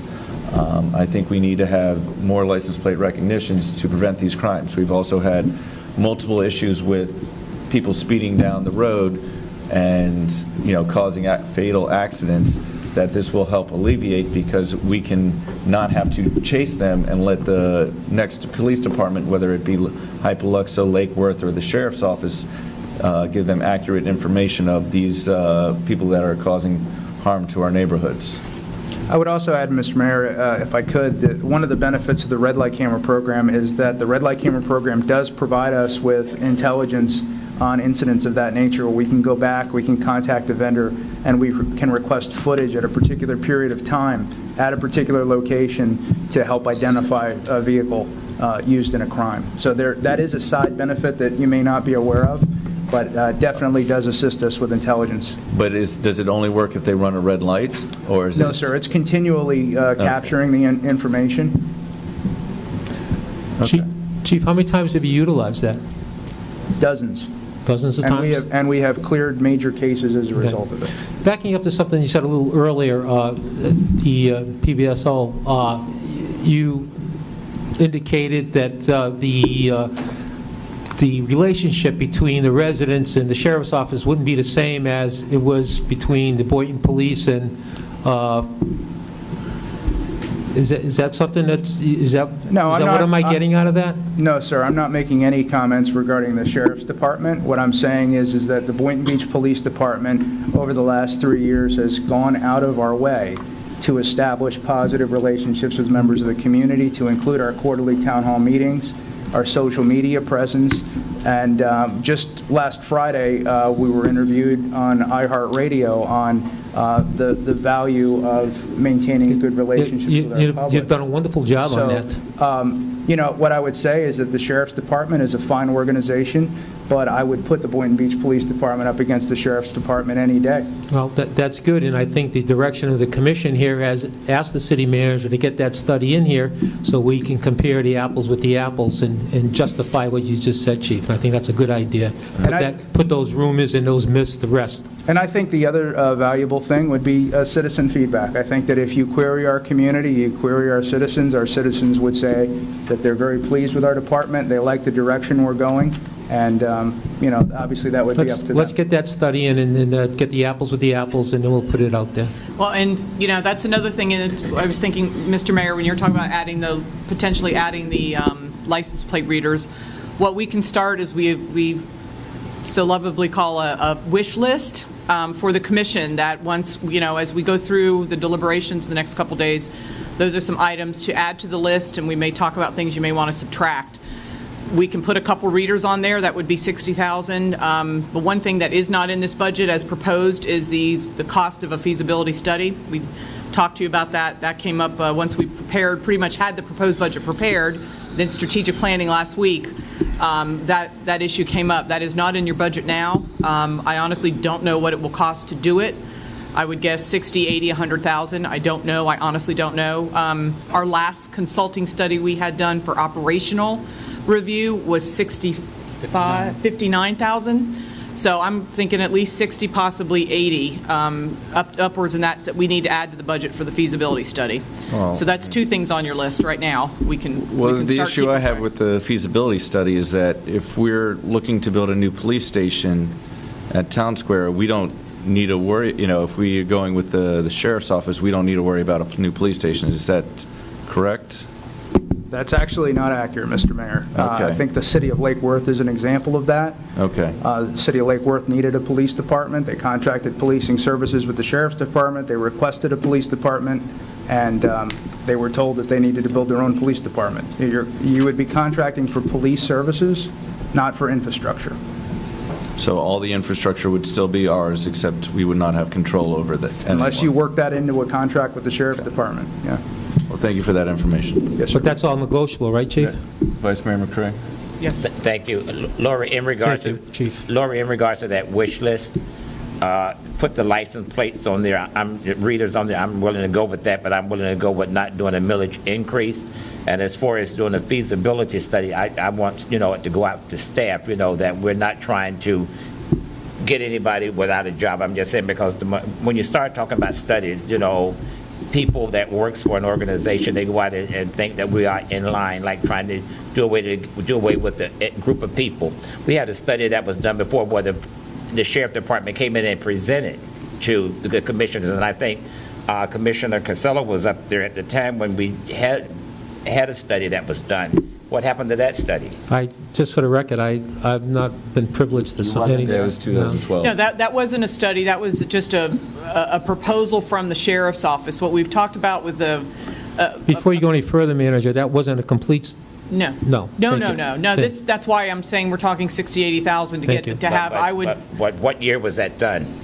2012, I think. I was interim, I think, so probably 12. Yeah, 2012. 2012? Well, no, he wasn't there 12, 13. And they had given a price proposal. But Yeah. I would, as far as the impact on the internal organization and the savings in the organization, as well as whether or not and what interest the sheriff has to submit I would have a consultant work on creating and doing the financial feasibility of that. It cannot be internal staff, don't have the time Understand. to do that, but, Understand. yeah. I understand. Are we going to have an opportunity for public comment today? Yes, absolutely. So what I'd like to say is that we currently do not have the feasibility study in the current budget. Correct. Do we need a motion to get that feasibility study in the current budget? No, we'll Or just do we need a keep a consensus? tally and come toward the, as we talk, we'll, Jim? sorry, Jim. Yes, but in order that Lori suggested. Which was All the people listed things that you want to come in. At the end. at And the then end we'll of, vote on them. at Did- the end of the budget session? I've got 60 for the LPRs, and I'm going to go 80 on the feasibility, because I don't know what it's going to Okay. be. All right. Is there just any for- lasting remarks from the commission? Otherwise, we're going to open up to public comments. Yes, just and then go from there. real quickly, I think that under the strategic planning, didn't this commission vote to get a feasibility study? They added it as an initiative to And we the voted- to and we the took a plan. vote on So that. what would happen next was, one, we need to identify funding, and then we will have to draft up an RFP and put it out on the streets to get. But we did vote on it. The commission did vote on it. Thank you. Yeah, I think it was a 4-1. I believe the mayor dissented Correct. at the time. I still dissent. But any other comments before we open it up? Just personally, I came in here looking not to add to the budget because at the strategic planning, we voted and added a number of things that will potentially have to have, cost implications, and whether, it's not personal against license plate readers, obviously, but I'm just saying right now, whatever anyone recommends, I'm probably against adding anything to the budget if we haven't already discussed it, because if you add the things we said we might add at the strategic planning to the things that people might add here, we might end up adding $500,000 to $1 million worth of stuff, and I'm cautioning right now that I'm probably going to shy against tacking on tons of money to the budget. We're already dipping into our emergency reserve fund, so I'm going to add to what Commissioner Katz is saying. I'm not in favor of trying to do things that are going to tack on more to our budget. Vice Mayor? I disagree, because when you have a budget, you look at the entire budget to see where you could add and see where you can cut. I'm just saying probably at the end, we might see where we can cut and save money and add these things. And I'm just saying we need to wait until we get to the completion of the budget before this is a wish list. Just like the departments gave a wish list, hey, we might not come true. I'm just saying, let's wait till we get to the end and then go over the wish list. I agree. That's All right. Yeah, I'm not saying I'm going to vote against everything. I'm just throwing it out there that Okay. compelling evidence that we need to spend more money. for me to Yeah, end up my comment is it's not good to be penny smart and dollar foolish. Let me ask a question. Oh, no, I was going to let it go to public comments. But does you want to have this last comment? Yes, it's Okay. a question. With the red light camera, Vice Mayor mentioned something about 3 employees. I thought we don't have those employees manning the red light camera anymore. Correct No, me they're if I'm very wrong. much doing it. They're funded. They're not funded in the public safety fund, which is Okay. where the red light camera expenses and revenues are reported. We have shifted them. They're in the police department budget as we speak. It's a magistrate clerk and 2 CSOs. So deciding, they're absorbed into the police budget. So at this point, I'm still looking at reorganizing code and doing some stuff. I could use the bodies and potentially the clerk into the code administration. And it's up to the commission. If you want the positions laid off, we can do that. If not, we have plenty of work to do, that I would retain them. So whether or not if this is something that we vote on, whether or not we keep the red light camera, those 3 positions would still be in use, or they would still be effective somewhere else. Oh, yeah. They don't need to be Yes, let go. that's how I propose it at this point. I have them in the budget funded, so if the cameras go away, the positions don't go with it. Okay, thank you. All right. I'd like to open it up to public comments. If anybody has questions on the general fund or police, I'm going to give you 3 minutes. I'm going to give you 5 minutes, but I'll let you know after 3.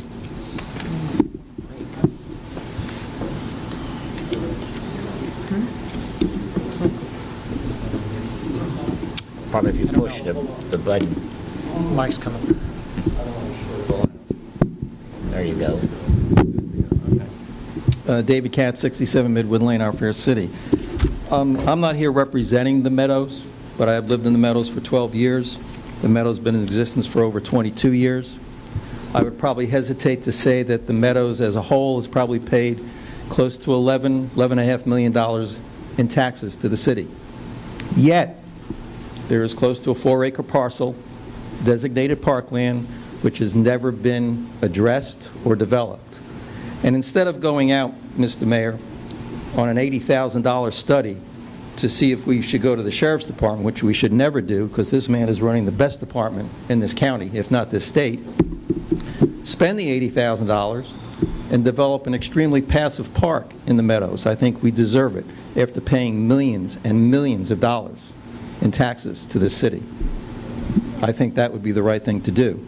And it would not be a big addition to the budget, Commissioner Katz, the $75,000 or $80,000. Thank you.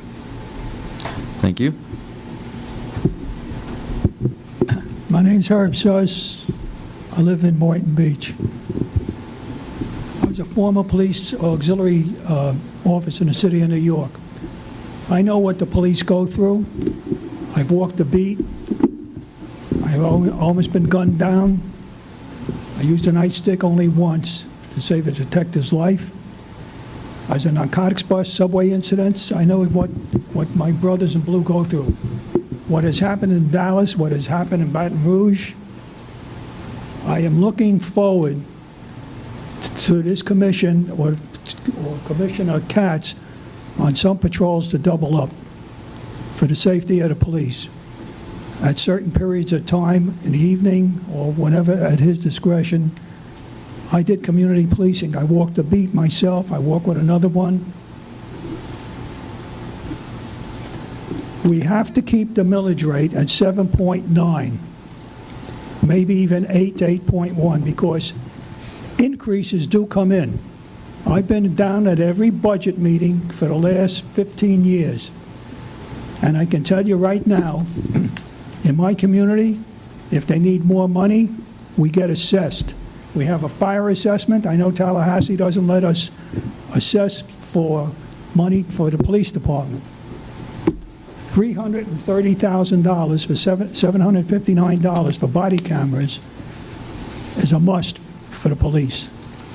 It's a safety for the police, it's a safety for the citizen that's got to stay in a budget, and every officer deserves one.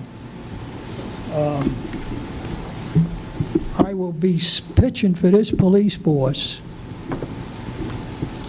a 2.5% that you guys are figuring. I don't think that's enough, but if that's what it is, and if the contract with the police and the commission go for that, fine. As far as the people on the commission, there's several new people. If you say keep it at 7.9 or raise it to 8.1, you can always lower it in September. Keep it high now. There's also a contingency beyond our general fund. We have to keep the millage rate at a sensible rate all the time. That could be cut, because you do, the way things are today, and especially I want my fire department taken care of. I want my sanitation. These are the 3 necessities. I want sanitation taken care of. I understand that they settled for 2.5% or whatever recently. I hope that that stays and maybe even increase. Sanitation is another important feature. You people up at the commission have to keep the budget the way it is or increase. And, okay, we have 155 cops. Will you please wrap it up in the next 2 minutes? Okay. Thank you. Thank you. I understand. We have 150 police officers. At no period of time will I or the city people go for losing our police department to the sheriff or anybody else. Period. No question, no conversation. I want my own police department. I want my own fire department. I want my own, and I think the majority of the people want that.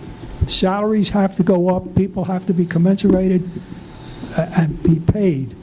And if the people in this city, because if you don't take care of our employees, you're not going to attract business. You're not going to attract anything to come in here, and we need housing. So for the new people on here, I respect you. You're good people. You want to hold things down. You're obligated to the citizens. But you have 2 former commissioners up there Current commissioners. that know their business, listen to them, be guided by the people. And I can tell you that I can be a valuable asset for this city. I've been in almost every department, golf department, police, cop patrol. I'm now with the fire department and their situation. I was down at the 93 auxiliary at the World Trade Center bombing. Things happen. Things happen. Keep an open mind and keep that millage rate, and if not anything, increase it to 8.1. It brings in $800,000. The police are going to need it. The fire are going to need it. We need it. Thank you very much. Thank you, Herb.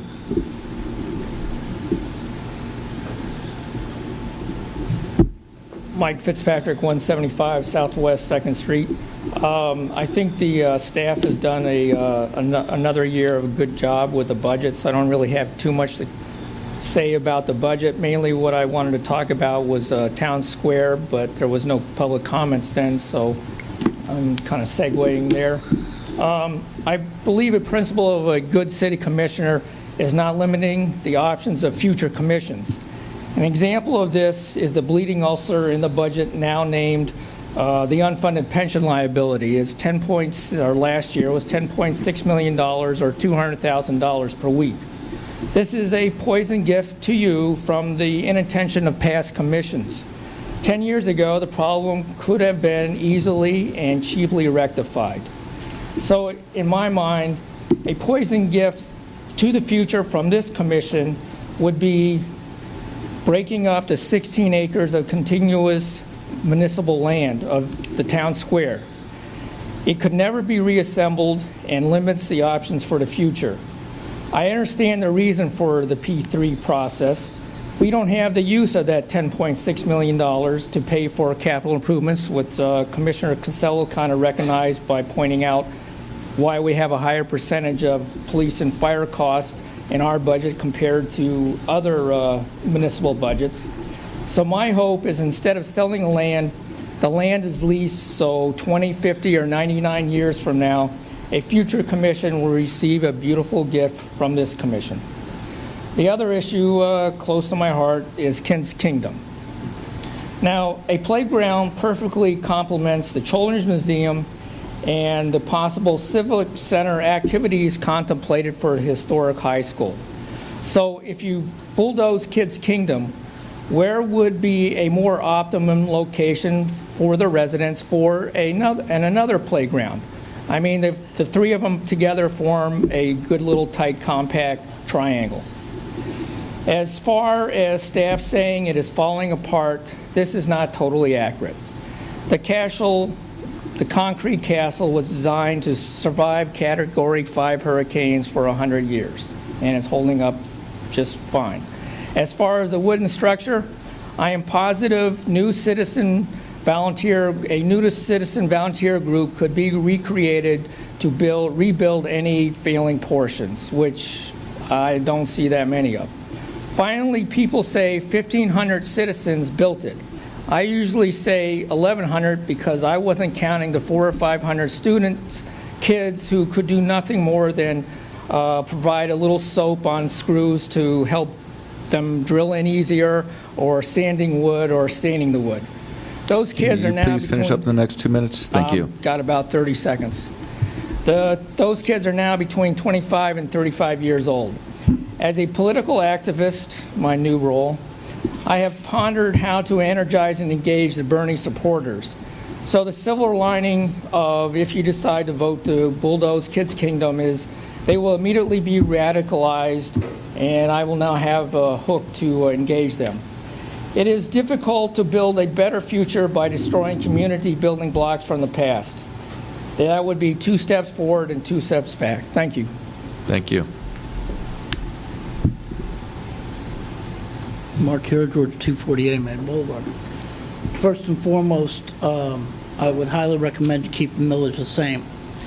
You've had 3 years in a row now where the property values have gone up, and that is most likely going to continue. We are reaching some stabilization points on value, but most likely next year you'll be looking at 5% rather than 8% in value.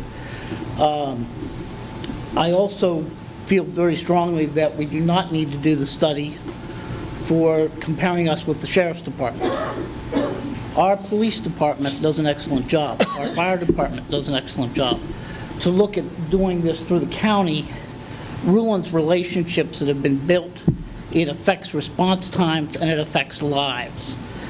I want to commend Chief Katz for what he planned on putting in this budget to address those crime stats. That is something that was very disturbing when I looked at the numbers recently.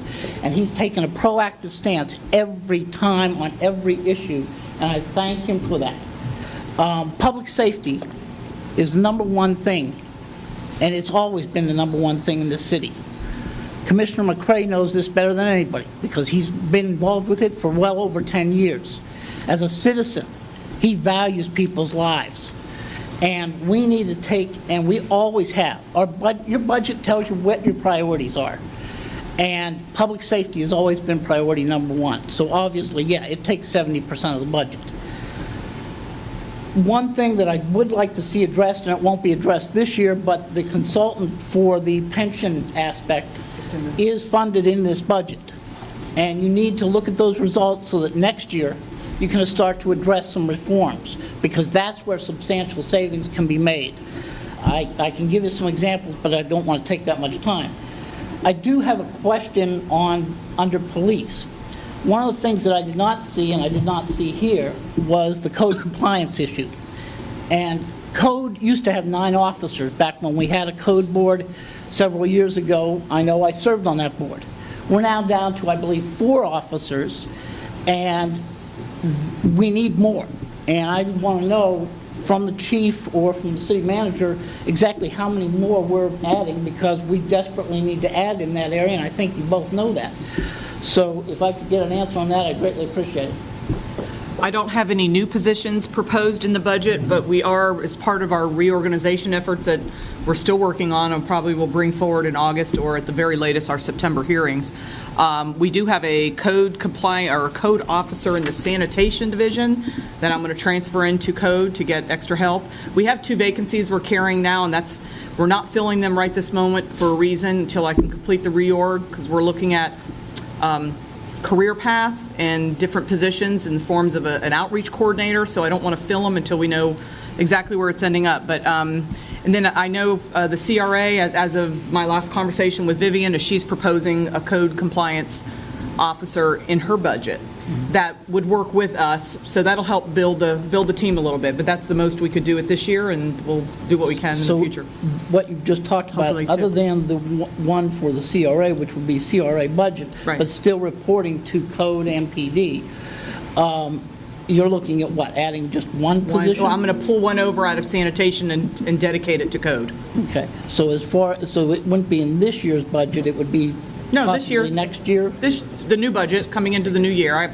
We have the position now, but I want to assign that individual into our code compliance division so we could beef up the team, because we don't. I could keep 20 code officers busy every single day. That's my point. Oh, we know that. 9 is the optimal number. Yeah.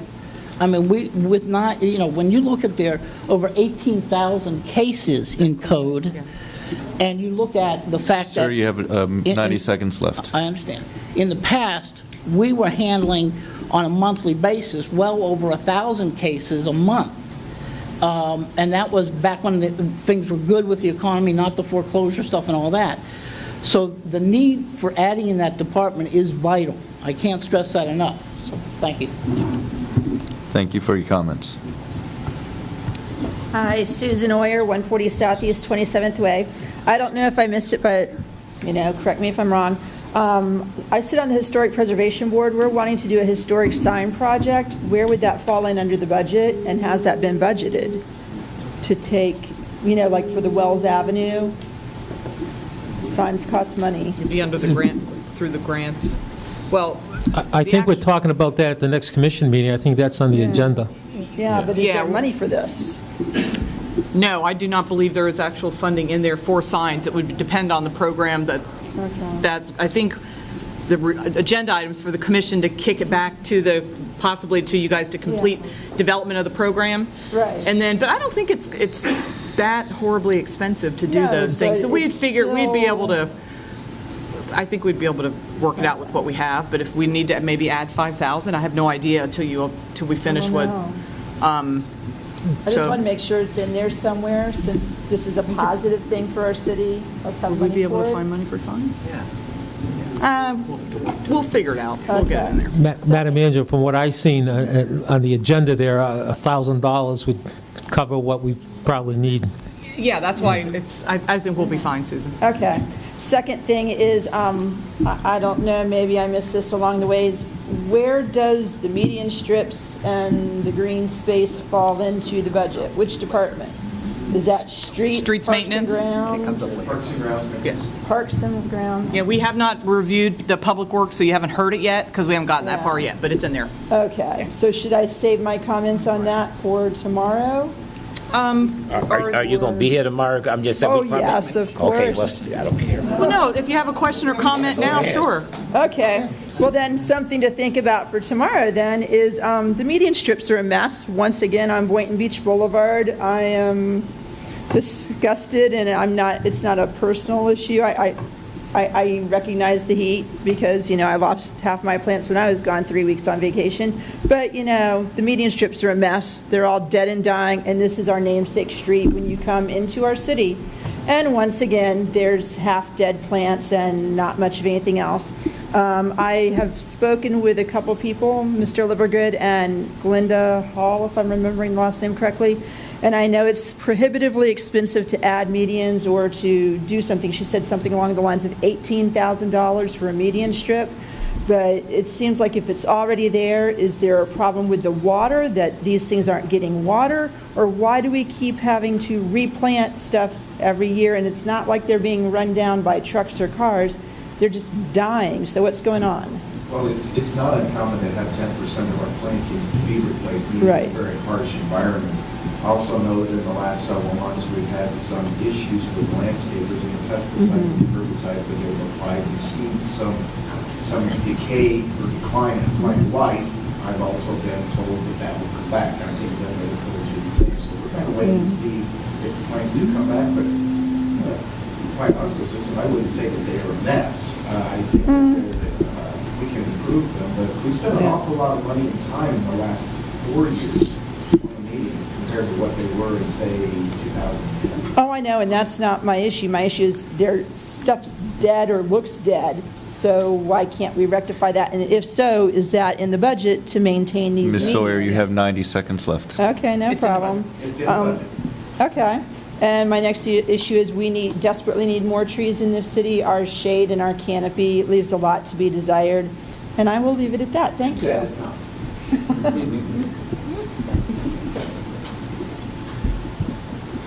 Good afternoon. My name is Harry Woodworth, speaking 685 Northeast 15th Place. I am speaking for Harry Woodworth, not Inca right now. Our board meeting's tonight, so we'll have some opinions later. I'd like to add a couple of things. One is, you guys have had 3 tax base increases in 3 years. The millage has been 7.9. Give me a break. You just got 7% plus. I mean, talking about raising the millage makes no sense at all. The code compliance, wasn't going to talk about that, but I'd like to add to it. That's so badly broken we can't even talk about it. I mean, the center of town is the corner of Boynton Beach and Federal. The palm tree, the royal palm in front of the drugstore has been dead for 6 months. I mean, really, nobody noticed that? It's all over the place. What she said about the medians is absolutely true. There is nothing more expensive than deferred maintenance, and the medians in this town take a beating with deferred maintenance. You could fix a sprinkler system in an hour, then you come back. If you don't fix it, you get to come back and replant the whole bloody median. I mean, let's put some maintenance in and do it right. And I agree with Jeff, it has gotten better. But there are stretches of this town where just fix it. It breaks, fix it. Go down to Boca and tear out a plant and come back in 24 hours and see if it's not replaced. It's just not that hard. The playground and the schoolhouse that Mr. Katz was speaking about, I think that gets underestimated. And I'll be the first to say I was probably part of the group that underestimated it, but I was on jury duty a few months ago.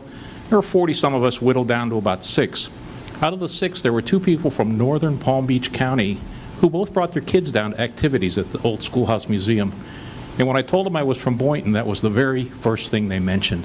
So maybe if you don't have little kids, you don't get it, but if you have little kids and you live in Palm Beach County, let me tell you, they know that schoolhouse is there, and they know that playground is there, because they come down from North Palm to that place when they have stuff going on. She had 5,000 people there for that Kids' Day, the little Prince and Princess thing, so don't underestimate that. That is huge. I guess this is going to annoy some people, but I'm not quite sure why it's a big deal to not go get competitive costs on the police and fire services. We're not talking about doing it, and nobody's a bigger fan of Chief Katz than probably I am. I think the guy's, I don't know how you keep him. I mean, I really don't. The guy's awesome, and I worked in corporate 500 corporations my entire life, and he could be in any one of them.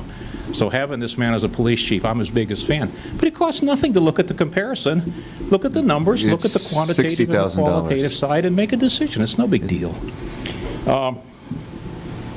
That annoys people. The pension thing, I mean, that's another one.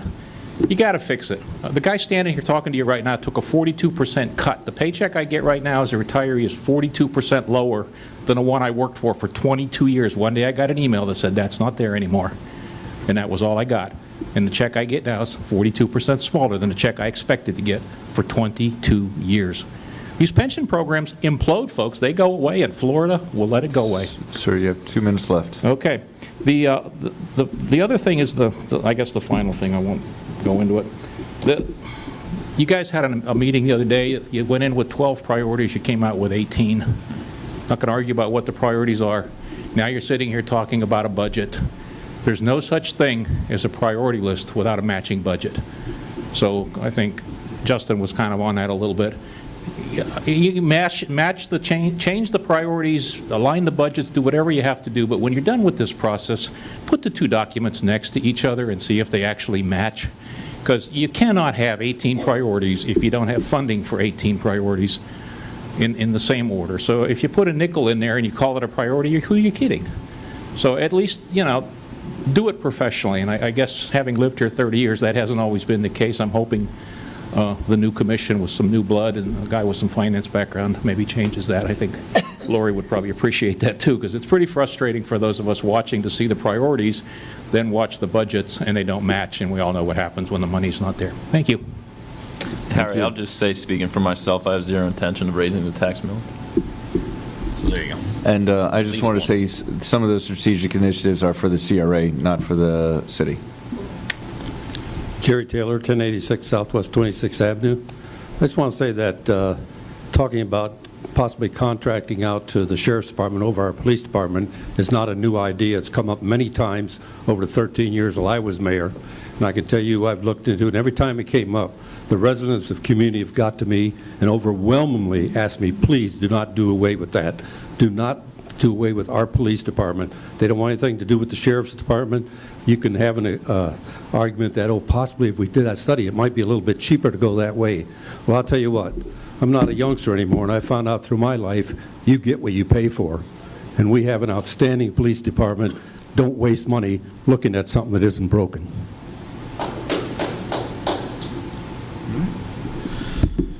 Seeing no more comments, I'd like to take a 5-minute break before we move on. Is everyone from the commission okay with that?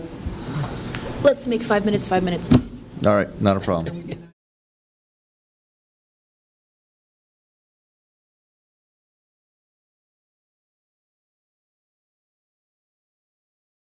We will now begin.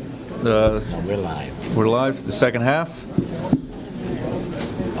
Chief Joseph, if you'd like to start. Glenn Joseph, Fire Rescue. Got a couple of slides. Very short slides. I didn't take the lead of the police chief. So we have a budget is a 2.9% increase. More than 45% of it's just safety equipment that we've had to update over the last few years, and we've kind of kicked the can down the way a little bit. That includes personal protective equipment or bunker gear and structural firefighting helmets and other safety equipment to include self-contained breathing apparatus for structural firefighting. The self-contained breathing apparatus will purchase on a lease purchase to reduce the impact on the yearly budget.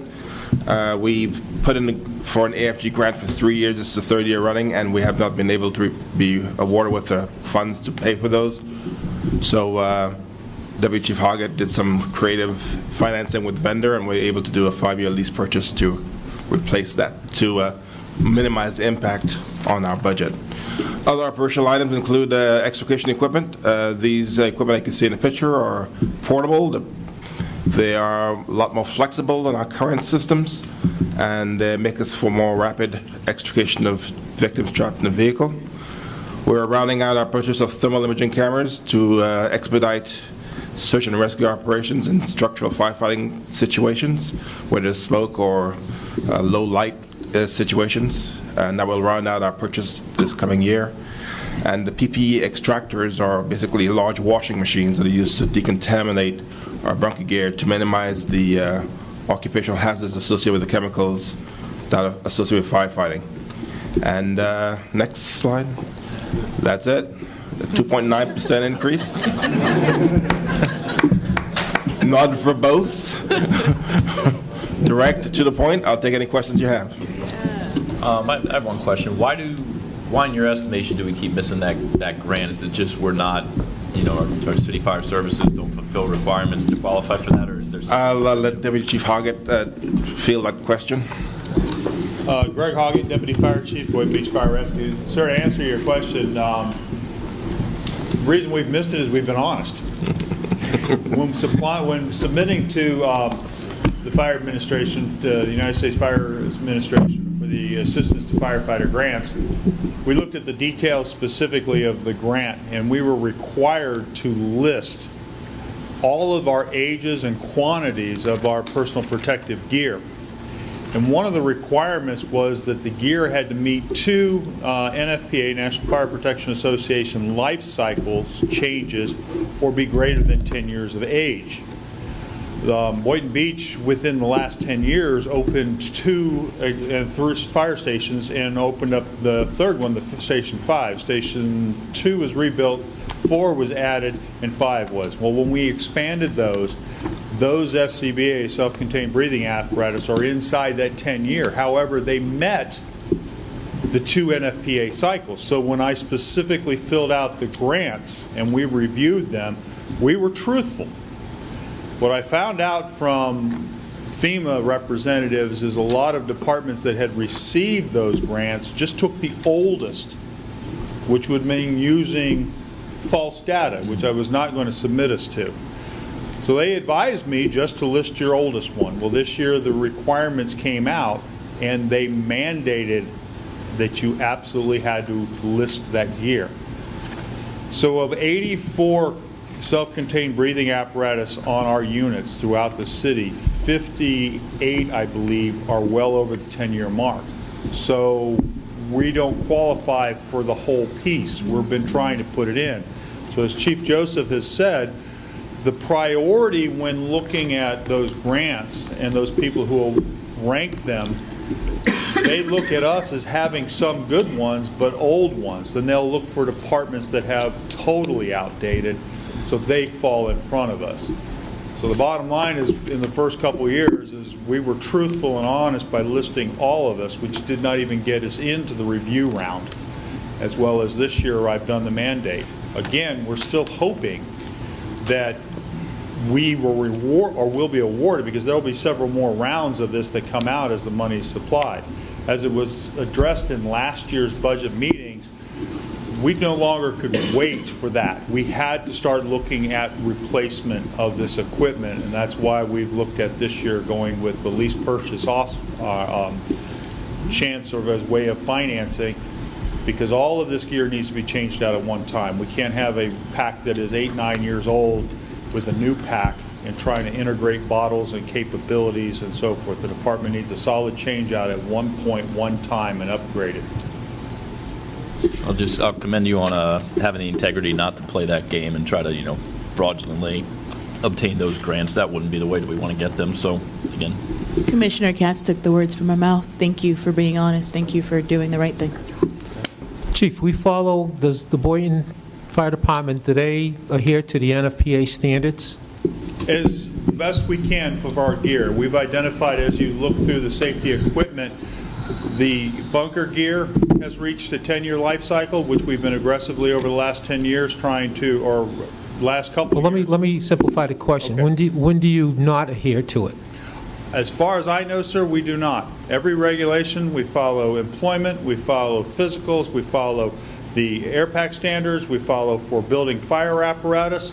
We review everyone that could be potentially affect our department, and we try to adhere to it as best we can completely. There is not one that I know of that we're not following those standards. What is the NFP standard for minimum manning on a fire truck? Well, when you go with 1710, sir, 1710 is the standard for response capabilities. It is set for a certain amount of effective firefighting force on the scene within the first 8 minutes, followed by the balance of the firefighting personnel within the next 10 minutes. We meet that by sending, at least on a structural firefighting, we send 2 ladder companies or suppression units, 2 rescue companies, the special operations, and a battalion chief. That meets that requirement for that purpose. And then the response capabilities, of course, getting there 90% of the time within that first 8 minutes. On a true working fire, then the balance of the alarm to follow up within 10 minutes. Staffing is not specifically addressed in 1710. It only gives you a guidance of number of personnel on a scene within a time frame. Do you follow those guidelines? Yes, sir. We dispatch accordingly to get those people moving to the scene, arrival on the scene, and working within that period.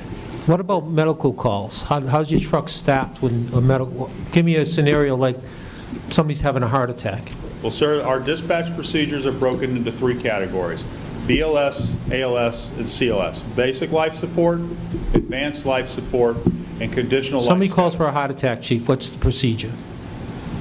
They go through a series of emergency medical dispatch questions at dispatch.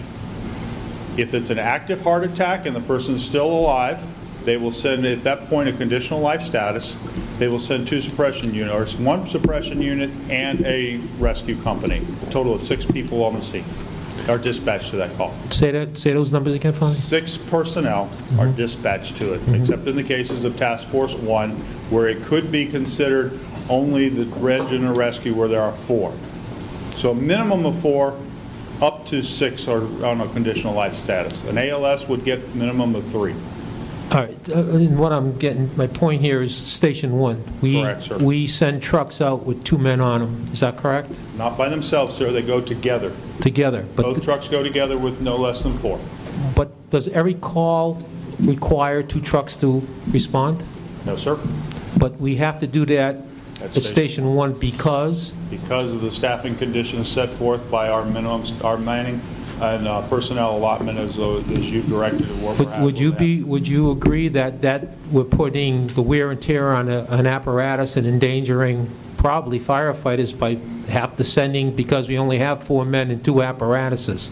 It does have an increase because you're sending those 2 units for what could be potentially 1 increase. All right. As the city manager asked earlier when we submitted our budget and to advise her, I believe I had 15 personnel identified to increase the staffing of the fire department. Everything from Station 1, increasing the task force to back to Ladder 101 and Rescue 101, bringing the special operations up from 2 people to a minimum of 3.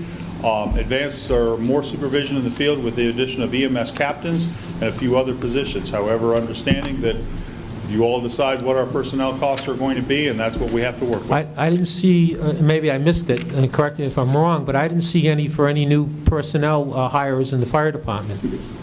Am I correct? I cut them. They asked, but I said no. You said no. Because we don't have the funding. So that doesn't help us in the vicinity of Station 1 as far as manning. Well, my question or scenario is that could we, I believe, have been in the service for over 30 years myself, and I know how important it is to have those men on the truck. In a worst-case scenario, you send out those 2 trucks, and on a code, you'd have to send a 3rd truck, Correct. basically. So now we got 3 fire trucks, okay? Yes, sir. At a code. I think that's a little excessive in endangering the men who are on those apparatus, plus the wear and tear on the apparatus because of lack of manpower, basically. That's Yes, what sir. we're talking about. I would I would suggest, and that's why you're the chiefs here, on how we get some extra bodies down Station 1. That might be, we don't have it in the budget to hire new personnel, as the city manager just alluded to, but maybe a overtime situation where we have that extra man down there where we can send the one truck out when needed. That might be cheaper than hire for pension cost and so forth, new personnel. I think it's imperative that we have at least the minimum manning on trucks, not send 2 trucks out when it only calls for 1 piece of apparatus responding. Now, I understand, and we're going to be talking about this at the commission meeting, that we're about ready to sign an agreement with Briny Breeze. Now, Station 1 services Briny Breeze? Correct, sir. Okay, so we're taking that on, another community per se. Increased calls and so forth. Maybe, just maybe, and I didn't see it in the agreement that, it was a very fair agreement, I might add. I'm very happy with it. It's a 12-year agreement, but not to get off subject here, I didn't see any out clauses in that. If for one reason one party disagrees or not, I didn't see any way how one party or the other party can... 90 days notice each party. Was it? I didn't see that. Okay, very good. That's good. I didn't see that. But my point here is, Chief, and I think it's imperative, and I think that you and Chief Joseph really got to get together, and for the, it's a life safety issue with me. I agree with you completely. I mean, but the thing is, like you saw in the budget, 90% of the cost is personnel costs. Well, and if we have the resources, we'll be more than happy to take the extra personnel. Lori and I will talk, and we'll try to get something accomplished. But well, the police department has I think almost $1 million in overtime costs, and the chief told me why they have those numbers in there, and I think that's something that you need to look at as a chief to make that Station 1 operative and safe for the men and the wear and tear on the apparatus. Absolutely. That's one of my number one priorities when I came on board in May, and we've talked about with the city manager's office, and we've talked with the union and the rest of the personnel, and we're going to try to accomplish that goal as soon as we possibly can in a fiscally responsible way. All right, so that's something you'll be working on. Absolutely, every day. ASAP. But I just have to clarify, at any point have we been in any unsafe conditions? Well, like the commissioner mentioned, if we send a code, we'll send the 2 units, and then one of those units is a transport unit, so we'll not send a 3rd unit. And we work with the resources we're given, and we have the backup personnel that is strategically located throughout the city to make those Chief, you have a department, as a police department, you guys do great work, and I appreciate it. And you're not going to find a bigger public safety guy than myself at the table here.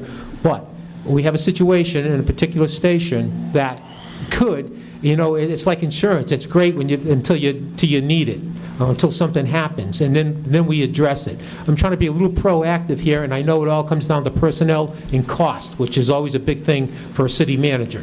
But I think that working together in conjunction, that we can come up with some type of scenario that can make it safe and practical for the city. Sir, if the commission gives me that as a directive, I'm sure me and the city manager can work out something. I'm sure you will. Let's talk about what that directive is. Do you want me to add to the wish list of increasing the overtime budget? Well, you keep calling it a wish list, manager, and it's not a wish list here. We're talking public. Let's talk public safety, because public safety is not wishing. That's imperative here, that we have public safety.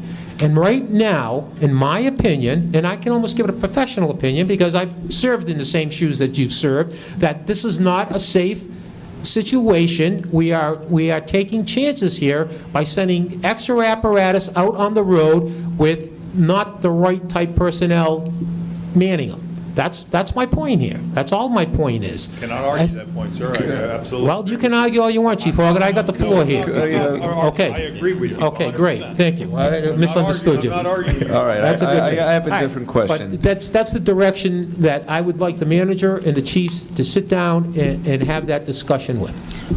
You can't do that unilaterally, I don't believe. Right, and that's my question. And so you would have to ask the commission if they would like to have the manager and the chiefs to speak about having extra.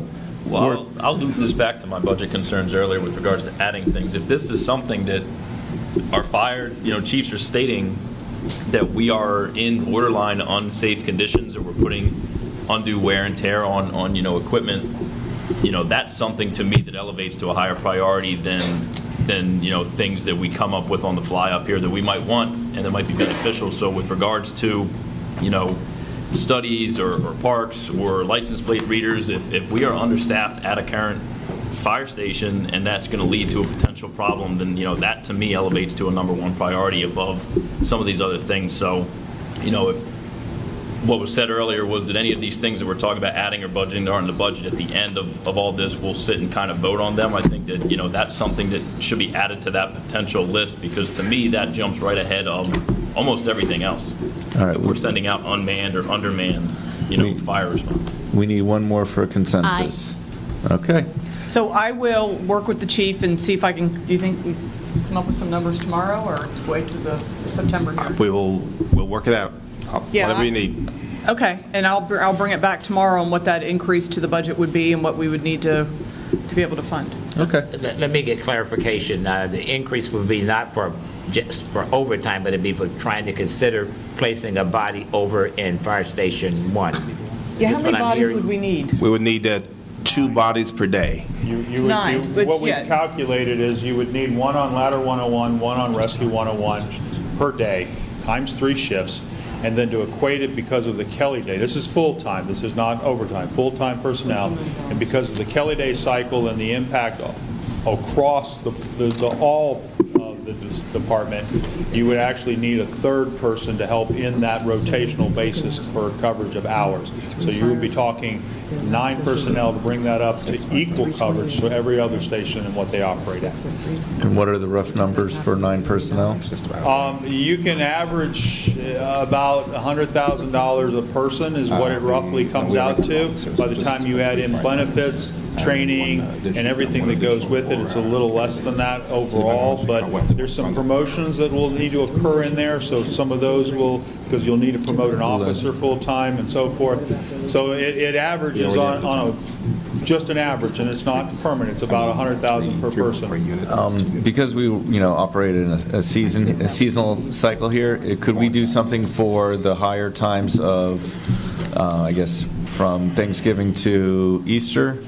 Or is it something that we need to plan for the full year? That would be your decision, because as Commissioner Kinsella said, then you would be operating part of the year with the 2 vehicles running, and then only certain times a year you would fill out.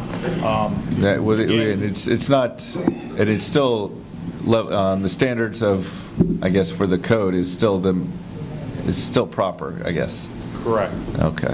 I think we're talking about $400,000 to $500,000 to get the staffing back up to where, what that wouldn't even completely restore it, but that would get you the 6. The 6. 6 firefighters would be. 6 firefighters, and that's so not necessarily, and would that be for the full year or just? Full year. That'd be full-time employees. Okay. And then for the Kelly days, we'd have to work out probably overtime to cover the Kelly days. So probably $500,000. Yeah. Okay. My question is the Internet of Things. Are we using that with the current dispatch, where if we have an address, is it put into the computer system and then the firemen know exactly where to go based upon a GPS?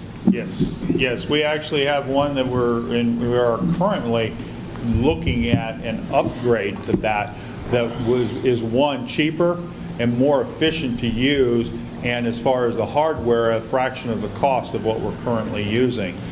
We just recently had a demo between the ITS department, the chief, and myself to show what it can do in the enhancements. And again, the technology, the actual hardware is a lot cheaper than what we're using, and it can be tagged in and receive the CAD information almost immediately as the call goes out to them. So they're using that mapping purpose and advanced vehicle location tracking to show them where to go as where the other vehicles are. So if they're getting close to intersections, we don't see them 2 meeting at the same time in the intersection. And it also gives you routing. The units that are responding gives you actual routing information like your TomTom. So we have that and the other communications back and forth. So it's an upgrade. And is it updated for I guess because you have the alarms, the sirens, you guys don't have to worry about traffic as much? Yes, we do. That's not true, sir. Yes, we do. Unfortunately, we do not control the traffic devices in the city. The red lights and so forth, those are controlled by Palm Beach County.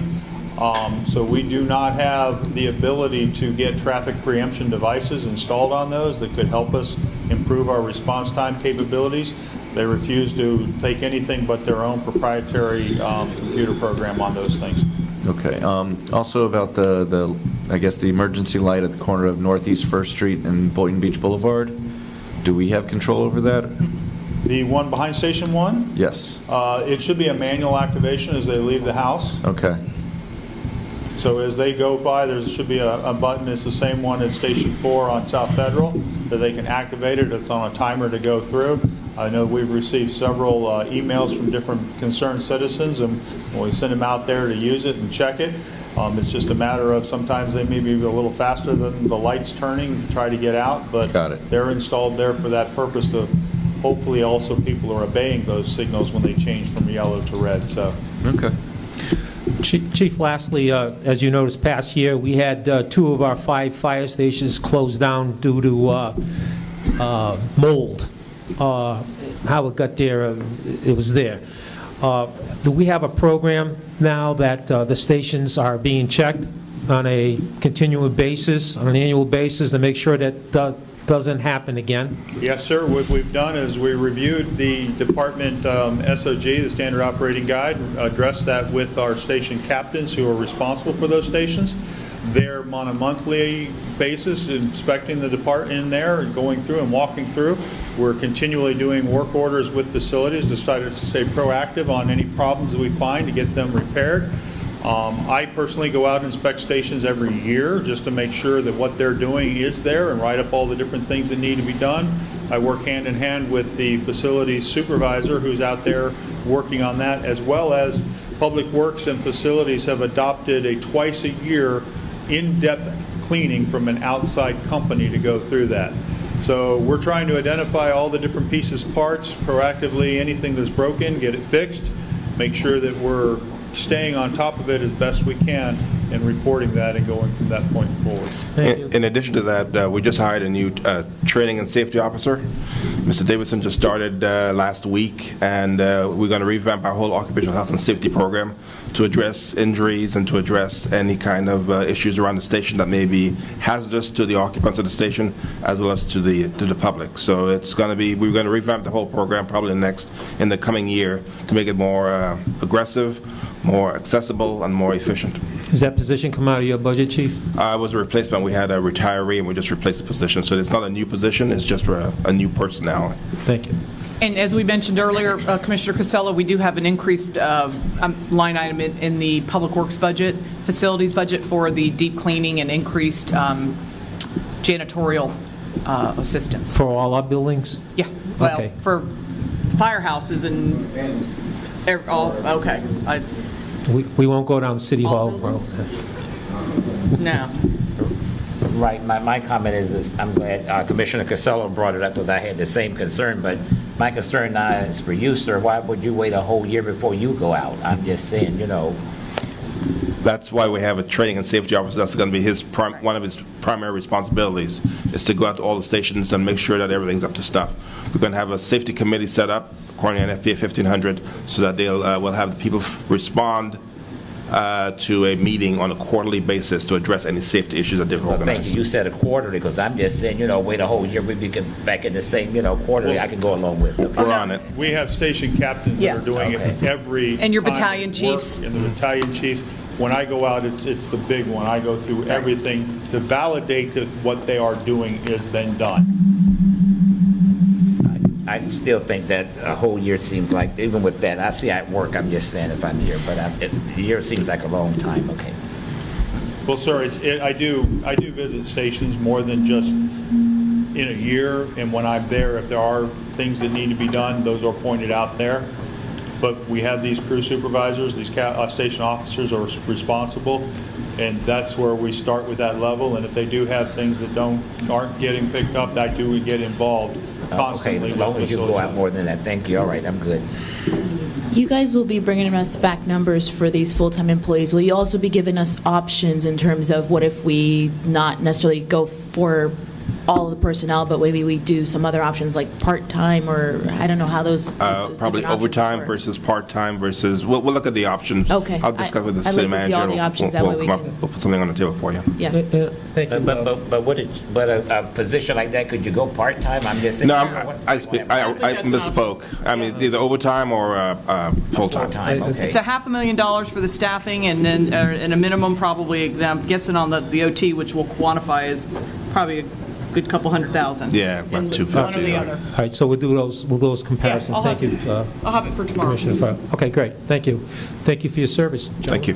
Thank you. And I'm glad you're looking at Station 1, because that takes care of District 2, yeah. I'm just- So we look at all our stations, we always want to give the best service to our community as we can, and we've, this... Sir, you do. I understand that, but I think Commissioner Casella for pointing that out. Thank you. Thank you. I just wanted to have a point of clarification. For Briny Breezes, we're not adding that. That's No. something we're already doing. We're just continuing, And correct? we've been serving them for the past 12 years and beyond, probably, but We're this is a potentially renewal of a adding 12-year police. contract. Is that what's happening, police potentially, or? We've submitted, they invited us to, and I sent y'all an email last week, they did invite us to propose on police services. We used to provide police services, then lost the contract to Ocean Ridge, and now we are competing with Ocean Ridge again to provide police services again. Tomorrow night, you can point it out to me, but I didn't see the 90-day out clause. I might have went over it, but I'm sure it's in there. It's in the last page, very last page. I never get to that last page. Thank you. All right. Thank you. All right, development is next, I think, right? Excuse me, Chief Joseph, I understand that you're new, but, when you're doing a budget like that, if you could throw some figures up there, it looks better. I'm just saying, Well, you said 2.7, I liked it. I have the 5 Bs. Be brief, brother, be brief. So, Yeah, next year, I'll do better. Yeah, but I like to be concise when I'm spending other people's I'm on it. Yeah, I'll take care of it. I haven't heard that, that's good, the 5 Bs. I got about 5 slides. No pressure. No. Do it quick. I developed the department, just to overview what we do and division. Developed department consists of 4 divisions: planning and zoning. We guide the physical development of the city and oversee the land development regulations. Coordinate the review process through all the development projects that happen in the city. We also administer the Historic Preservation Program and act as a liaison to the Historic Preservation Board. We oversee the city's comprehensive plan as mandated by the state of Florida. And then we act as the liaison between the Planning and Development Board and the City Commission on all development-related activities. Building Division provides plan review, inspection, and construction permitting to ensure safety of the buildings and the construction of the city. We coordinate and review processes for the whole construction process, which includes planning and zoning, fire, and other departments, water and sewer, utilities. We ensure compliance with the Florida Building Code, city code of ordinances, Florida state statutes, and other related codes. They oversee the city damage assessment during the time of emergency as well. All right. Community Improvement Division, they administrate the Community Development Block Grant Program and the SHIP program, State Housing Initiative Program. They provide support services to the various neighborhoods and groups and organizations. They coordinate housing assistance programs to low and moderate income residents, provide housing and rehabilitation services to residents, and they offer funding to first-time home buyers looking for a purchase in the city. Andrew, question on that SHIP program, how do we receive the funding and how is it, tell it? I'm just saying, according to the state of Florida, how, what amount do we know we're going to get or do we have to wait? Every year we get an annual allocation based on taxes from the state, real estate taxes, and then we get allocated money through that program. Okay. The last division that we have in our department, Development Services Division, they're the support staff for the entire department. They actually administrate the business tax receipt certificate of use program. They do all the intake and the oversight of that program. They provide support services to assist new and expanding businesses. and we administrate the city economic development grants and the green building grants as well. Which one? All right. Thanks. So in this fiscal year, currently we're projecting that we would collect building fees in the amount of $2,225,000. Planning and zoning fees of $73,081, and BTR and certificate of use fees at $1.6 million. Through this fiscal year currently, we issued 6,493 permits, performed 16,865 inspections, performed 11,386 plan reviews, reviewed 6,418 P&Z applications, issued 9,200 BTRs, 2,500 certificate of use, received phone calls of 27,074, issued a number of record requests, or 1,540, and number of customers served for our office is 20,868. That's walk-in customers. Can you get us last year's numbers as well for these? Sure. You want a comparison? Yes, please. And talk on number of phone calls received, but that's received at the front desk? Correct, through our main answering point on that. Here's a summary of our expenditures. It's hard to read from the side. So, development admin, the department requested budget was $1,195,531. After meeting with the city manager, we cut it down to $1,149,29. The building department request was $1,238,133. After meeting with the city manager, it was cut to $1,200,588. Planning and zoning, department request was $800,422, and it was cut to $733,234. I said no! I've been dying to use that, I'm sorry. Community improvement was community improvement was submitted at $234, and the manager accepted at $234. I can say yes on occasion. So in development admin, we had a 14.8% increase, which was a net increase of $148,000. Building was a 0.7% increase compared to fiscal 15-16, which was a net increase of $8,893. Planning and zoning was a 1.3% decrease, which amounted to $9,338.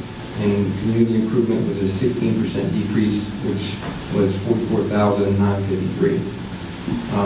The explanation of the modifications: development admin budget increases mostly to personnel costs due to a reorg and credit card fees. Building was budget increase tied to personnel costs, and budget decrease in planning and zoning was related to personnel costs, and likewise community improvement. So some of the major changes in our department.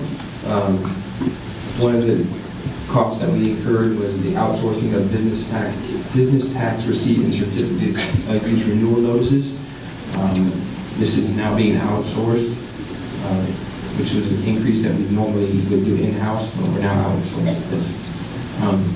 The imaging technician used to be funded in the utilities budget, 50%, which is now being funded 100% on our budget.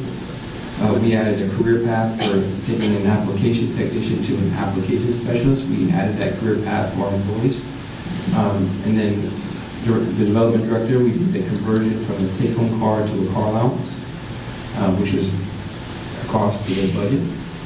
New position, which we spoke about earlier, was the business compliance officer was added. Credit card fees were originally in 3 divisions, and we consolidated it into the 1 division, development services, and it was an increase commensurate with the actual cost incurred. Andrew, just real quickly, not to interrupt you, those credit card fees, those fees are negotiable, aren't they? I mean, they're based on the credit card company, the card that you use. But those can be negotiable. They're- Yes, Mr. Howard, can those fees be negotiated? They're already negotiated based on the state of Florida contract and the city of Boca Raton contract. So that's been negotiated with all the companies. One of the things that we're looking at next year, I think Colin alluded to it previously, was the fact that we go to a user-based fee, that when the actual user pays the fee, they would pay that fee upcharge. So that's something that we're looking at for the future, but right now in the current budget, we're allocating for the credit card fees.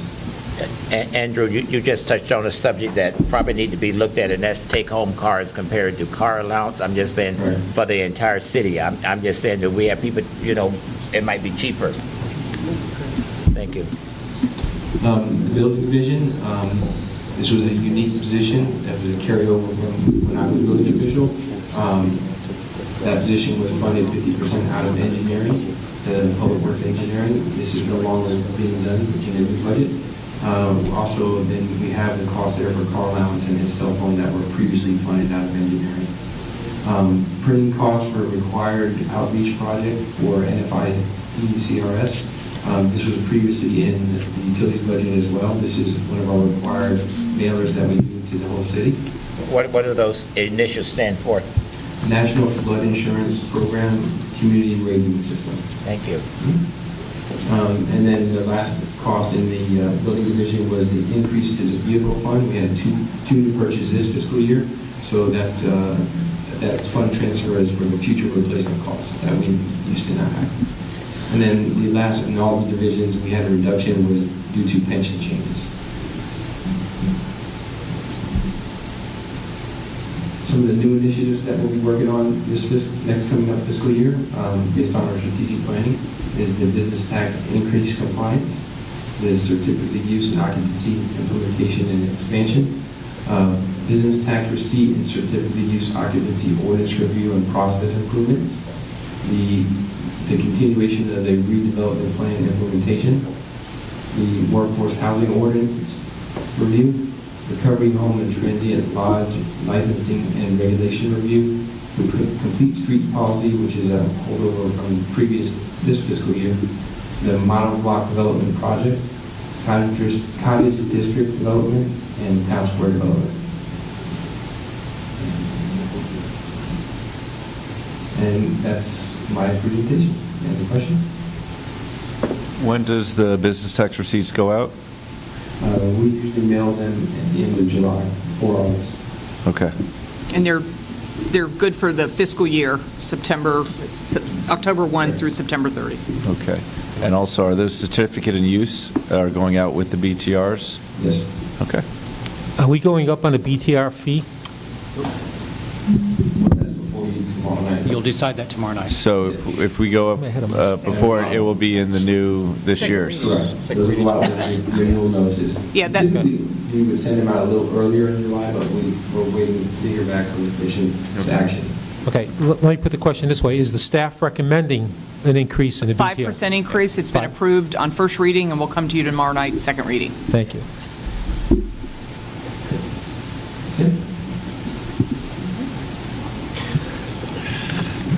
Andrew, just real quickly, with all the developments going on here in Boynton Beach and all, are we operating efficiently in that west wing as far as, I know sometimes when I've been in there, that the lobby is full. It's like a doctor's office at times. Are we getting the people in and out of there, expediting and getting in and out of there, the service that they need? I heard a complaint not too long ago. It took somebody 3 weeks to get a air conditioning permit. We shouldn't, that shouldn't happen. I don't know if it happened, but it's hearsay. But are we doing all we can over there? And as far as do we have enough personnel to make that happen? Well, we can always do it better. I have to say that. Currently, our intake staff, we have 5 intake and a supervisor. Due to turnover in staff, right now we're down 2. So you've seen an increase in wait times in the lobby due to the staffing levels. So we just hired 2 new intake people. One started last Monday, and I believe one starts this week as well. So we should be back up to full strength on our intake staff. And then as far as plan review, currently we do outsource a portion of that work. It's a little bit difficult to hire those people just because we're competing for those positions with the private developers or private companies. So it's a challenge, to say. When we outsource that, does it come back in a timely fashion, or does it take longer when we outsource it? Or we get, we're in the queue, and, when they get to us, they get to us? Well, when we outsource, we are actually outsourcing in person. They come into our office, and they do the plan review there when they're in our office. Okay. All right, thank you. My question is regarding the forms that need to be filled out. Are we on fully electronic where someone can fill out the forms online and upload scanned pictures, or are we nowhere close to that? For business tax? And not for business tax, for planning and zoning? You tell me. Right now, we don't have any electronic signal congregation. That's something that we put into in the budget in previous years. It actually was put into the CIP at one time. Obviously, funding, there's capital costs that are going forward. Colin was also working on an initiative that I think we're going to be able to piggyback for some of our operations. But right now, we don't. As part of our process improvement review for the BTR, I think that's probably where we'll have the quickest submittal, electronic submittal possibility. Okay. So that's someplace that we're looking to do, especially with the home-based businesses. Okay.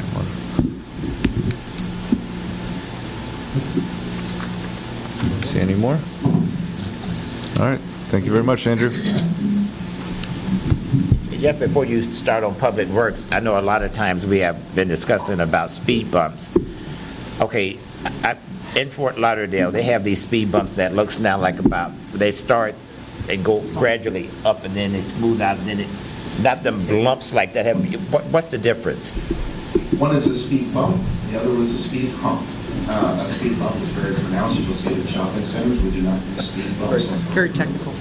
Yeah, that hump might be. And speed tables. Speed hump or a speed table is more gradual. Those are what are allowed by our streets. Right. Are they allowed for emergency vehicles? I'm thinking about that school over there.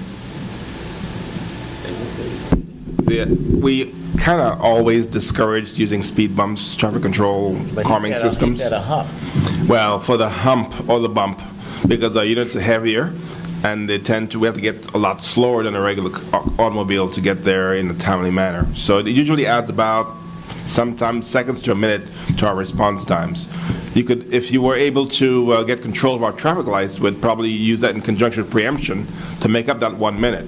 But since we don't have access to the traffic preemption, we tend to discourage that because it's going to extend our response times. All right, in regards to what Commissioner Romulus said about that elementary school over there on that road, I know y'all got a record of how many times y'all had to go back and forth. Not at the top of my head, but I could find that for you. I don't see anything on top of your head, no. Yeah, shiny.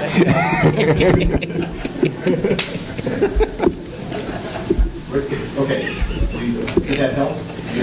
Yeah, when I get through. Yeah, go ahead. Okay. Thanks. Jeff Lippman, Public Works Director. I'll be brief, nothing more than 45 minutes. Be by yourself, too. The Public Works Department's made up of engineering or divisions, administration, engineering, facilities management, fleet maintenance, parks and grounds, solid waste, and street maintenance. I think most of them are self-explanatory. When you talk about Public Works, you ask about responsibilities, what we do, and what our successes are. We gauge our successes not much like what you see with Andrew when he was showing the number of permits issued. We could do that. When you talk about the number of square yards of pavement maintained in a year or potholes filled, you tend to want those numbers to go down rather than go up. So we maintain, we gauge our success based upon our squad cars, the heavy equipment, the ambulances on the road. When we look at the medians, we talked with, Susan and a couple of people talked about appearance of our medians. Do we give the wow factor or do we give the factor? So that's a very easy way to gauge it when you drive down the community and you look around. When you look at the parks, you look at the usability, you look at the wow. One of the nicest comments, and I will credit Commissioner Casella, one of the nicest comments I've received in a while was the appearance of Agricultural Park for 4th of July. Our crew spent a lot of time working on that, and we hope it was a wow factor that the public noticed. Well, with our municipal buildings, we want to keep them open. We don't want the mold problems. We want to keep them safe. We want to keep the air conditioning usable. We want staff to be able to work within them 8 hours a day. We want the public to feel at home and to welcome when they walk into the buildings. Our roadways need to be safely maintained. We don't want potholes. We want them well marked. If you've noticed that some of the agencies in the area have had problems with pavement markings, we've not had that problem. We've upgraded all of our markings to thermoplastic, and we spend a lot of time making sure that the signage in our community is according to manual and uniform traffic control device standards. We also want to make sure that the right-of-ways are well maintained and functional. Excuse me, I just want to give you a wow for painting that wall over there around Public Works. Thank you, that's a wow. Those are the little things that people see that give you the wow. Yeah. Sometimes they won't notice the yuck right next to it if they see the wow. Success in Public Works measured with a number of internal. We are always on. We try to be on time with our refuse pickup. On time means pick it up that day. We don't give the public the time. The time in the shop for equipment maintenance and the cost of service. We measure our success by how are the other departments telling us that we're doing. Budget-wise, the dollars are there. There's very insignificant changes to our departments, but I'm going to give you just a few updates. In street department, when you look at the street program, it's $1.1 million for the new commissioners. Of that, $605,000 goes to pay for Florida Power and Light for street light.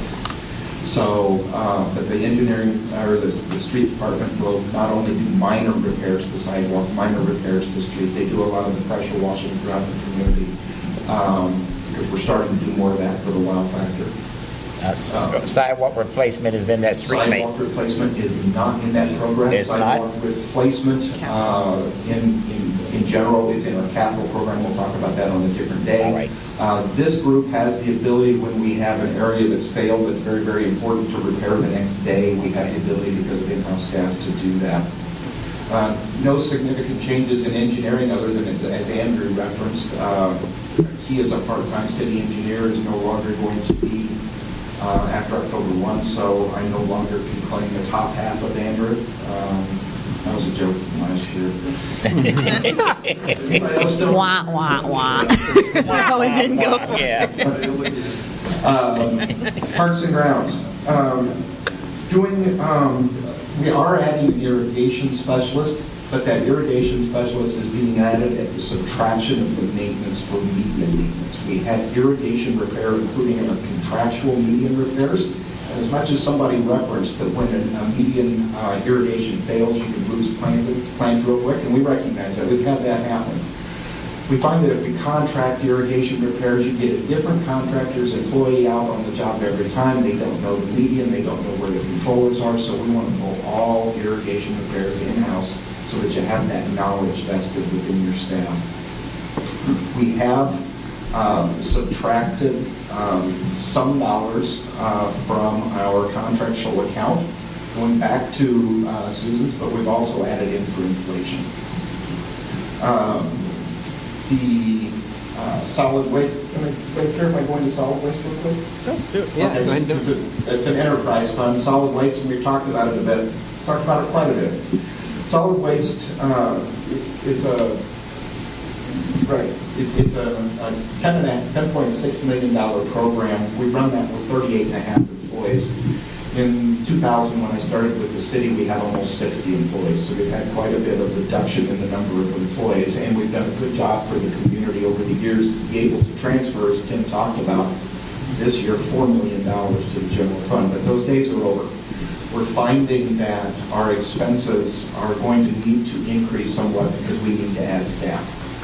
We're not, through personnel loss over the years, we're not having staff to backfill for absences, vacations, et cetera. So in our current budget, we're proposing 2 initiatives. One, to add 4 drivers. That will help us to keep people in the equipment through absences and vacancies. And two, we're reconfiguring 3 crew workers that are normally the guys on the back of the truck.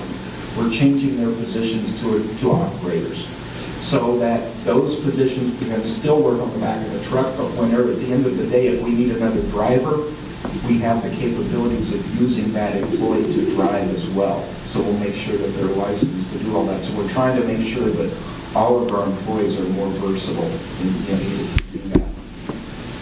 The other initiative that we're looking at will be to buy some new equipment next year. We're trying to confirm exactly where in the budget that we've placed that. And lastly, as it relates to equipment and solid waste, one of the problems that we've had is breakdowns. For those that weren't involved, when we went through the downturn in the economy, one of the things, tools or techniques that we used with every department, and police and fire know this very, very well, that they pay into the fleet fund an annual dollar amount to pre-fund their piece of equipment whenever they need to buy it next. It's the reverse of what we do as homeowners. We go get a loan and we pay the loan back. At the city, we pay for the equipment up front on an annual basis, and then we purchase the equipment. That way, we've got the guarantee that the equipment will be there for future operations. The cost of the equipment based upon the life expectancy of that equipment gives you an annual contribution. We changed and we extended the life of that equipment starting in about 2008. It did a great job budget-wise, but we're starting to pay the piper because no one expected that the economic downturn would last as long as it did. So we're starting to move that equipment life back up. To give you an example, we had solid waste equipment that at one time was on a replacement cycle of 4 years. We took it to 7. The 7-year-old vehicles are very old. So we're starting to drop that back down to 6, 5, and 4 in some places so that we can make sure that we have good turnover in fleet so that we don't have down equipment. I have to give our solid waste crews an incredible amount of kudos. They do a good job. They really are some guys that care about the community. I'm very, very proud of them. I'm very proud of all of the staff. Again, Public Works is a maintenance operation, with the exception perhaps of engineering. Engineering does a lot of development review and a lot of traffic engineering, which you may see. For the most part, we maintain, and we maintain according to a standard that we either get from you or to what we can afford. That's it. It's pretty simple. Next slide. I got one question, Jeff. Regarding street maintenance, how do you come to, a prioritization list? Like, is there a list established of what streets need the most maintenance, and how is that determined, if so? Yes, whenever you do that, whenever you do street maintenance. We've not done a street maintenance program for the last 6 years. So this year, we're going to be starting to get back into that. We're looking at a project manager that will be able to prioritize the equipment. We tend to look out 15 years and look at a couple of maintenance cycles so that we make sure. And thankfully, the utilities department has done a great job of paving a lot of streets, so that's helping us immensely. It helps when you tear up lines. You got to pave streets. We encourage it when they put their lines in the pavement. That does a great job. Jeff, excuse me, in regards to streets, what do you call that when you come and tear off the top like about that much and then you come back and put half that much on top, like what do y'all be doing? Well, they mill it, but I'm not a fan of milling pavements. Neither am I. Do an overlay or do a microsurfacing. Yeah, okay, micro, okay, yeah. As professional engineers, not my preference. Our proposed changes in facilities management, we are transitioning to an entirely contractual HVAC services. Therefore, we've modified a couple of positions, changing from HVAC mechanics to basic mechanics. That's somewhat in response to what we talked about in the fire stations. Going to contractual services is going to give more accountability and a more routine operation for inspection and maintenance of our air conditioning system. We have reduced our contractual median maintenance expense. Again, somewhat a combination of moving irrigation repair in-house. It's cheaper to do it that way. And like I said, transitioning to in-house maintenance. We have a stronger emphasis on contractual maintenance of buildings. Those are some of the line items that went up in our facilities management program to do contractual repairs. It's much easier and more cost-effective to do contractual repairs as they arise rather than hiring 5 new employees to sit around and wait for the repairs to be performed when they're needed. So it's a more effective way to do it. You try to maintain a staffing level to do the routine operations that you know that you have every day. We're looking to establish AVL system, automatic vehicle location services in our solid waste operations. That's going to allow us to better schedule the trucks for routing. It's also going to be able to tell us at the end of the day where that truck has been, what time they were there, did they go down every street, did every house get picked up.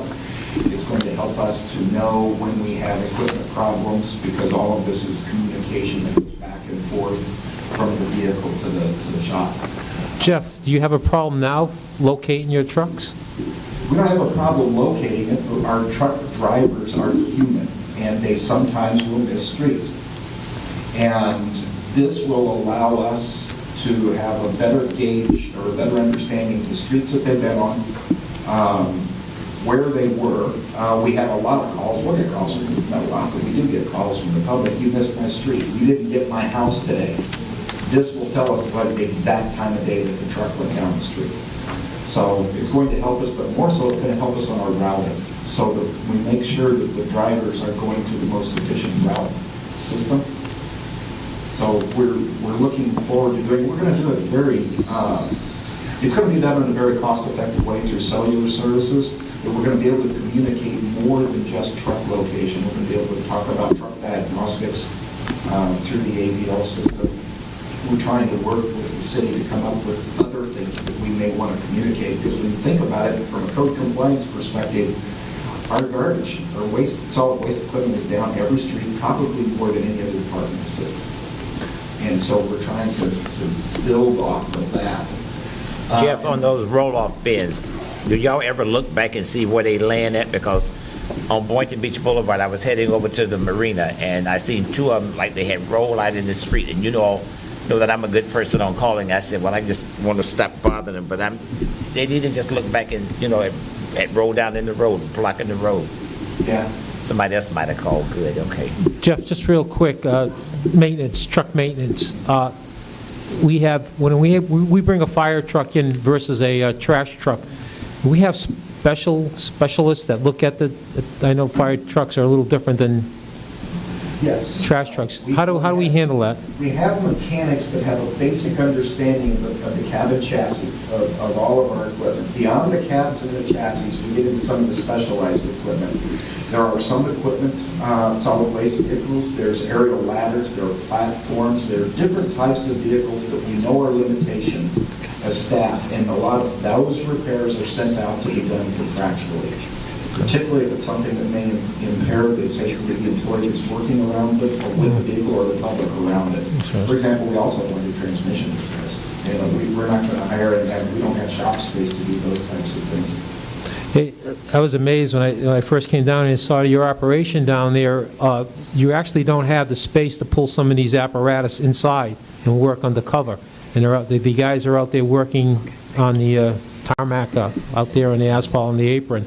That's something that really needs to be addressed at some point, in the long run, along with everything else. In the long run, Commissioner, you're exactly right. But as you talked about with the town square, there are a lot of needs in this community. Right. And until we start failing in our service to the departments, until it starts affecting the fire department's ability to respond, we're not going to. I don't see that our needs are going to jump up to a priority.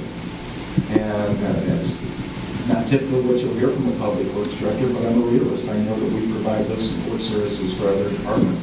Certainly, we would like to have a better shop system, to work on it. Speaking of shop in our fleet maintenance division, we are adding one mechanic, and that mechanic is being added because of the growth in some of the fleet, particularly in the police department in the last several years. We talked about these initiatives, the ABL, and the last item we're looking at reorganization. With Colin coming on board, we've got a lot of ideas as the best way to structure our department. Nothing major, but we're looking at what some pending retirements will be in a few years and how we can transition into that so that we can keep the institutional knowledge and we can keep the capabilities within our staff. That's it. Would like the other half hour of it? But that's, Jeff, that's as quick as you ever went through any presentation since I've been on board here. I'll tell you, it should be, I know. Well, thank you. Commissioner Casella, you have anything to comment? I'd just like to say, you know, and I've called you on numerous occasions for different various reasons, and the Public Works Department has always responded to whatever that call was about in a timely fashion. If there was a problem, you found the solution and you fixed it. And, you know, along with our public safety, I can't say enough about our departments on how they operate. You know, Andrew's department, every department that I've been associated with has worked in a timely, professional manner. And it's just it's a real joy to be able to make that phone call and, you know, and say, look, we have an issue or a problem, and it somehow gets, you know, resolved or a solution is found so it won't happen again. So you should be commended. I know it's not always an easy thing, and I think we kind of rewarded you this year by not taking some extra money out of your budget, so enjoy. One of the items that I didn't mention under the Parks and Grounds was the cemetery. I tried to bury it. Oh, that's... Commissioner McCray ain't going to let you get by with that. I get it. No significant changes there, other than the fact that we are starting to utilize the spaces that we've planned. Got to get some ongoing processes down to do that. So, you know, that's fun. See that I was going to give you a compliment on when you was on vacation. I called you several times and you took care of the matter, but since you did not, you know, you went there, I'm going to bury it, okay?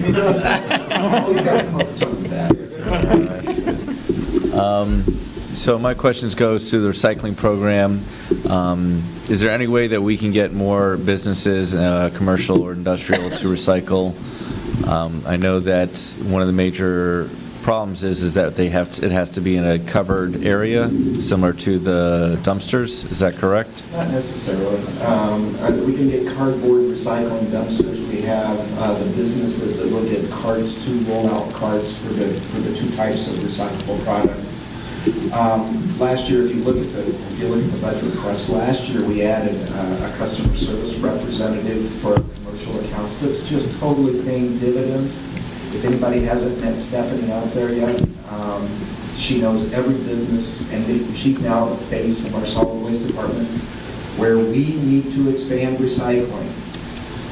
And everybody listen, if your neighbor isn't recycling, put some peer pressure on them.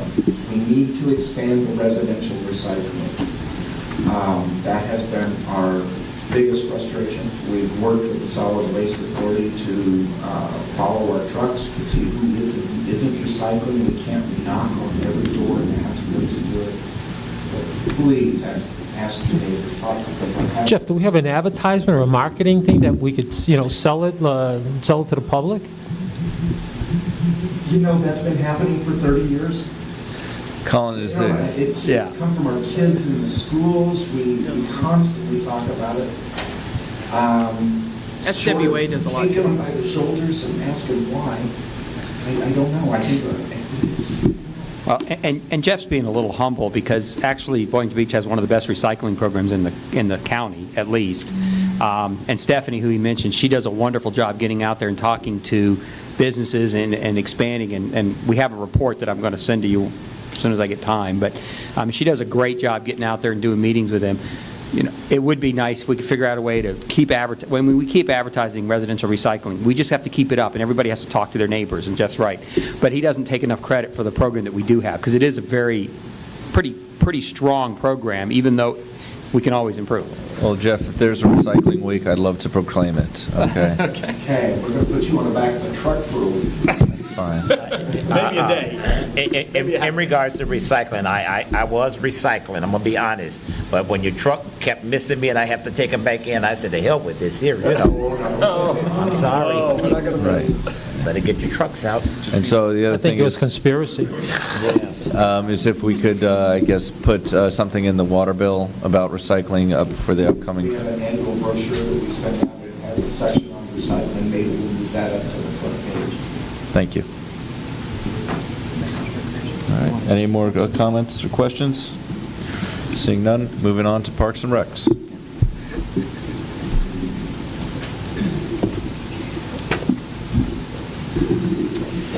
Okay. Real quickly, our department consists of 7 community centers, the pool, the tennis facility, and of course, Oceanfront Park. We have 28 parks that are developed. We have 8 sites that are undeveloped at this time. We have approximately 75 acres of conservation land, and our department consists of 26 full-time staff, almost 25 FTEs, which are our part-time and seasonal staff, and our programs, of course, involve the whole spectrum of ages, and we organize several events throughout the year. Our successes this year, we are again very, very proud to brag about the fact that we are again accredited nationally. We'll be able to make that formal announcement in October when we get the confirmation from the national organization that confers that. We updated our strategic plan and our system master plan last year, and the system master plan was approved via resolution. That encompasses all of our facilities, our parks, and the way we operate in general. We're very happy to move forward with both the FERDAP and the Recreational Trails Grant. The FERDAP grant is the playground that will be installed at the Barrier-Free Park. That's probably the last major piece of equipment that will be installed in that very unique facilities, and we're very excited about that. The Recreational Trails Grant is for the non-motorized vessel launching dock that we're going to install on the east side of Intracoastal Park Clubhouse. We're very excited about that because that's already a very popular activity. This only makes it even more accessible for those people who may have some limited abilities. If you are using a wheelchair or if you're on crutches, this particular piece of equipment will allow you to still be able to go out on a canoe or on a paddleboard and enjoy the waterway. And Play Outdoors Unplugged, as you've heard me throughout the year, once a month I try to come before you and announce our Play Outdoors Unplugged series. The genesis of that was the city strategic plan a few years ago, where we wanted to make sure that we have plenty of activities throughout the year for families to get involved at very low cost. In fact, most of those, if not all of those, are free, and with an emphasis on getting outdoors and staying active and promoting health and fitness through the use of our parks and facilities. And as far as our new initiatives for, I'm sorry, let me just touch upon the budget. We were glad to come in a little lower this year. Despite the decrease, we are also coming forth with some new programs. One is the Big Belly self-compacting trash cans that we want to install at Oceanfront Park by the snack bar. As you can imagine, anywhere we have food and a lot of people, we're going to get a lot of critters. And despite the fact that, especially on the busier days, those trash cans are emptied as much as twice a day, but we just can't keep up with that. And these garbage cans, some of you may have noticed them at some of the bigger airports. Del Rey has them. What we like about them is it will keep the critters from going into the garbage and spilling them all over, and really kind of being counterproductive to our efforts to keep that area as clean as possible. And as you know, Oceanfront Park is where we charge fees to actually get into the facility. So we want to do the best we can to keep those as clean as possible. We're also changing the process by which we rent our pavilions. Currently, if you rent a pavilion, we can't guarantee that it's going to be clean when you use it. So we are bringing in a part-time employee on weekends and holidays, whereby if you rent a pavilion, we can now at least have a process whereby we can guarantee that it'll be clean when you get there, and we can at least make sure that when you leave, it'll also be left in a manner that would allow us to hopefully be able to rent those pavilions more than once a day. We are reclassifying one of our staff to handle a very significant challenge that we're dealing with in our department, which is accommodations. More and more, and we anticipate this challenge will increase in the future. We're finding that people are coming to our programs and want to be included, and these would be people with, again, limited abilities. And our summer camps is one great example that this summer we have, I believe, 5 or 6 kids with special needs, one to the level where we have to provide what's referred to as a shadow staff. In other words, that child gets a one-on-one companion But we're proud of the fact that, despite the fact that this child is dealing with some very serious challenges in their life, they're able to come into our programs and enjoy them with no limitations affecting their ability to participate. And lastly, oh, yes, ma'am. Yeah, pavilion rentals, what's the time limit? Well, the pavilion rentals right now, you get them, when you rent it on a daily basis. And we do that because we can't really do that more than that.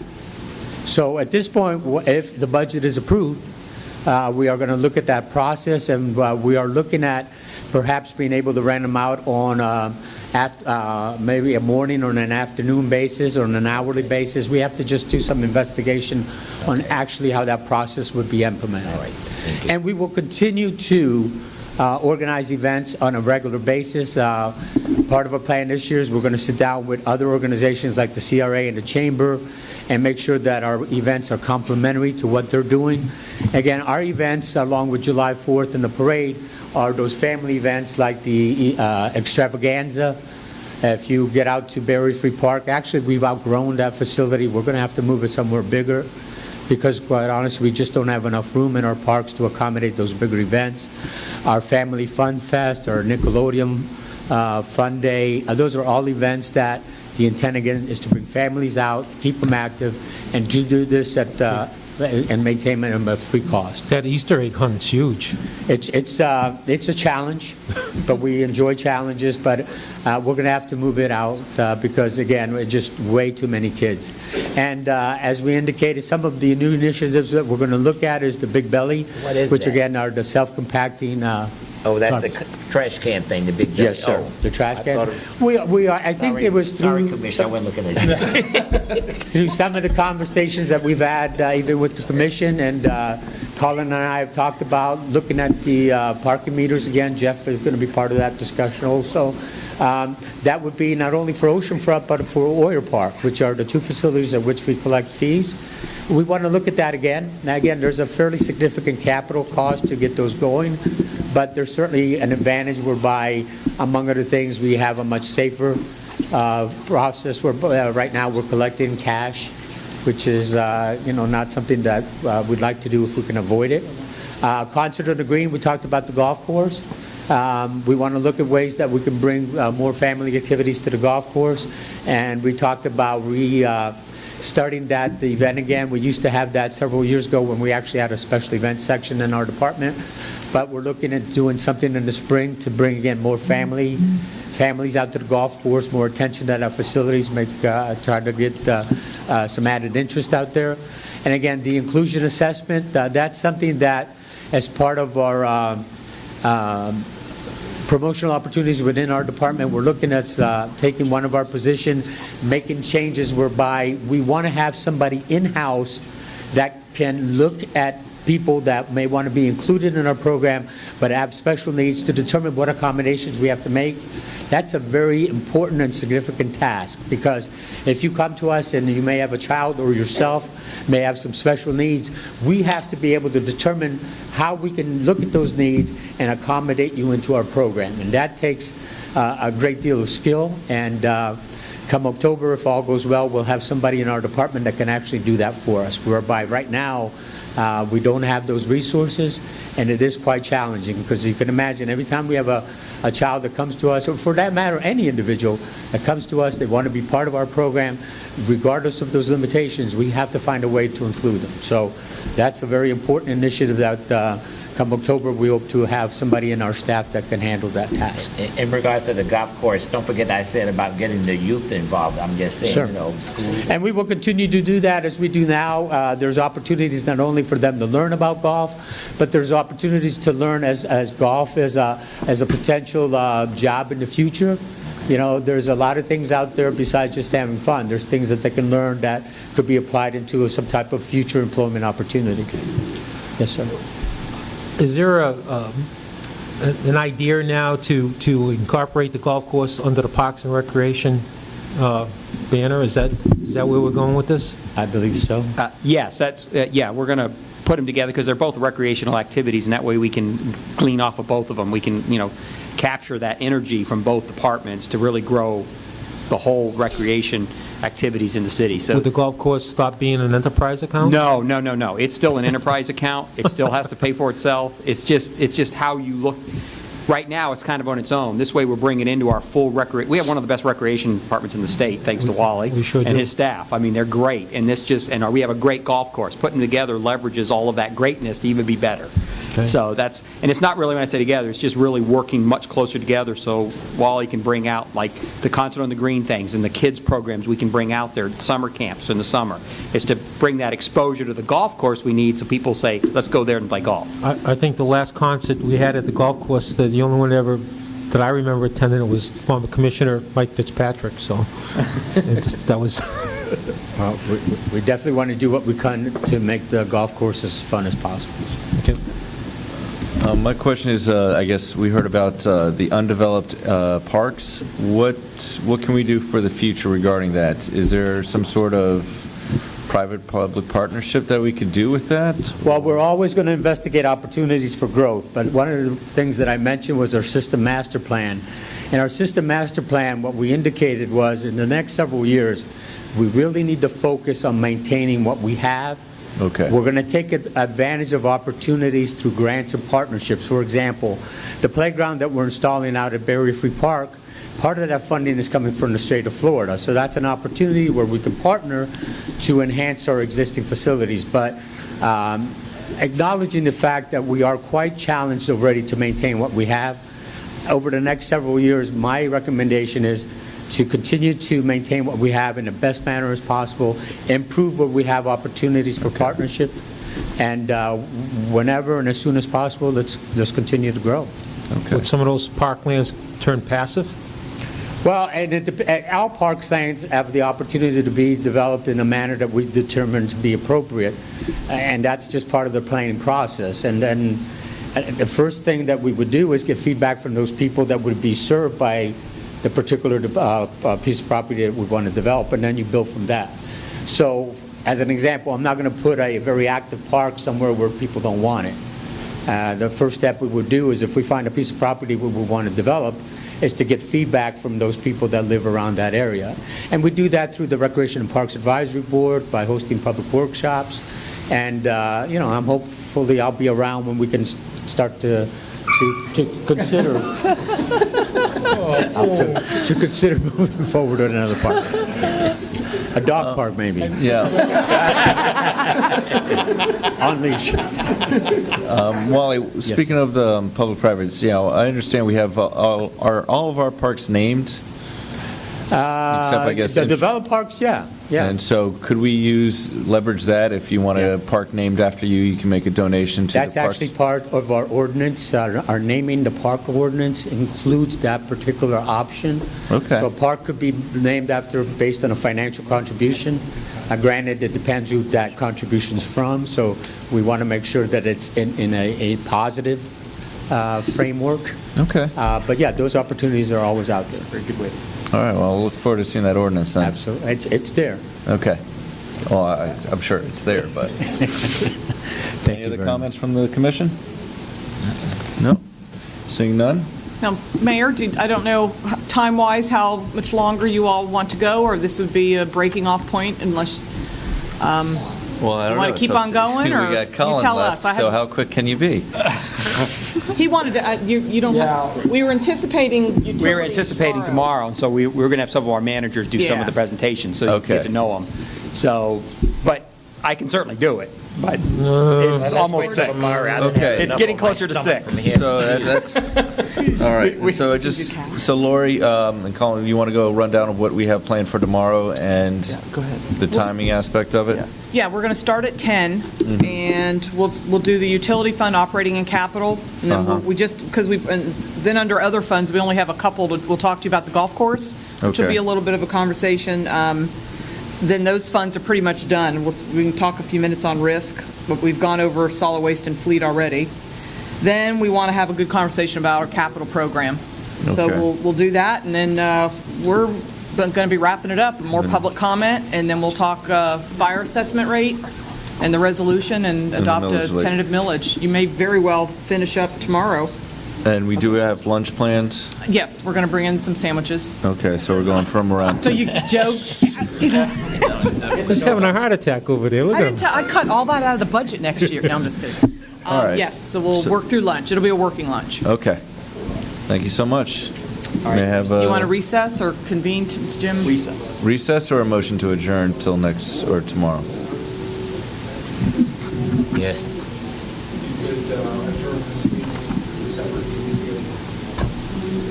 All right. May I have a motion to adjourn? Second? All those in favor? Aye. Motion is, meeting is adjourned.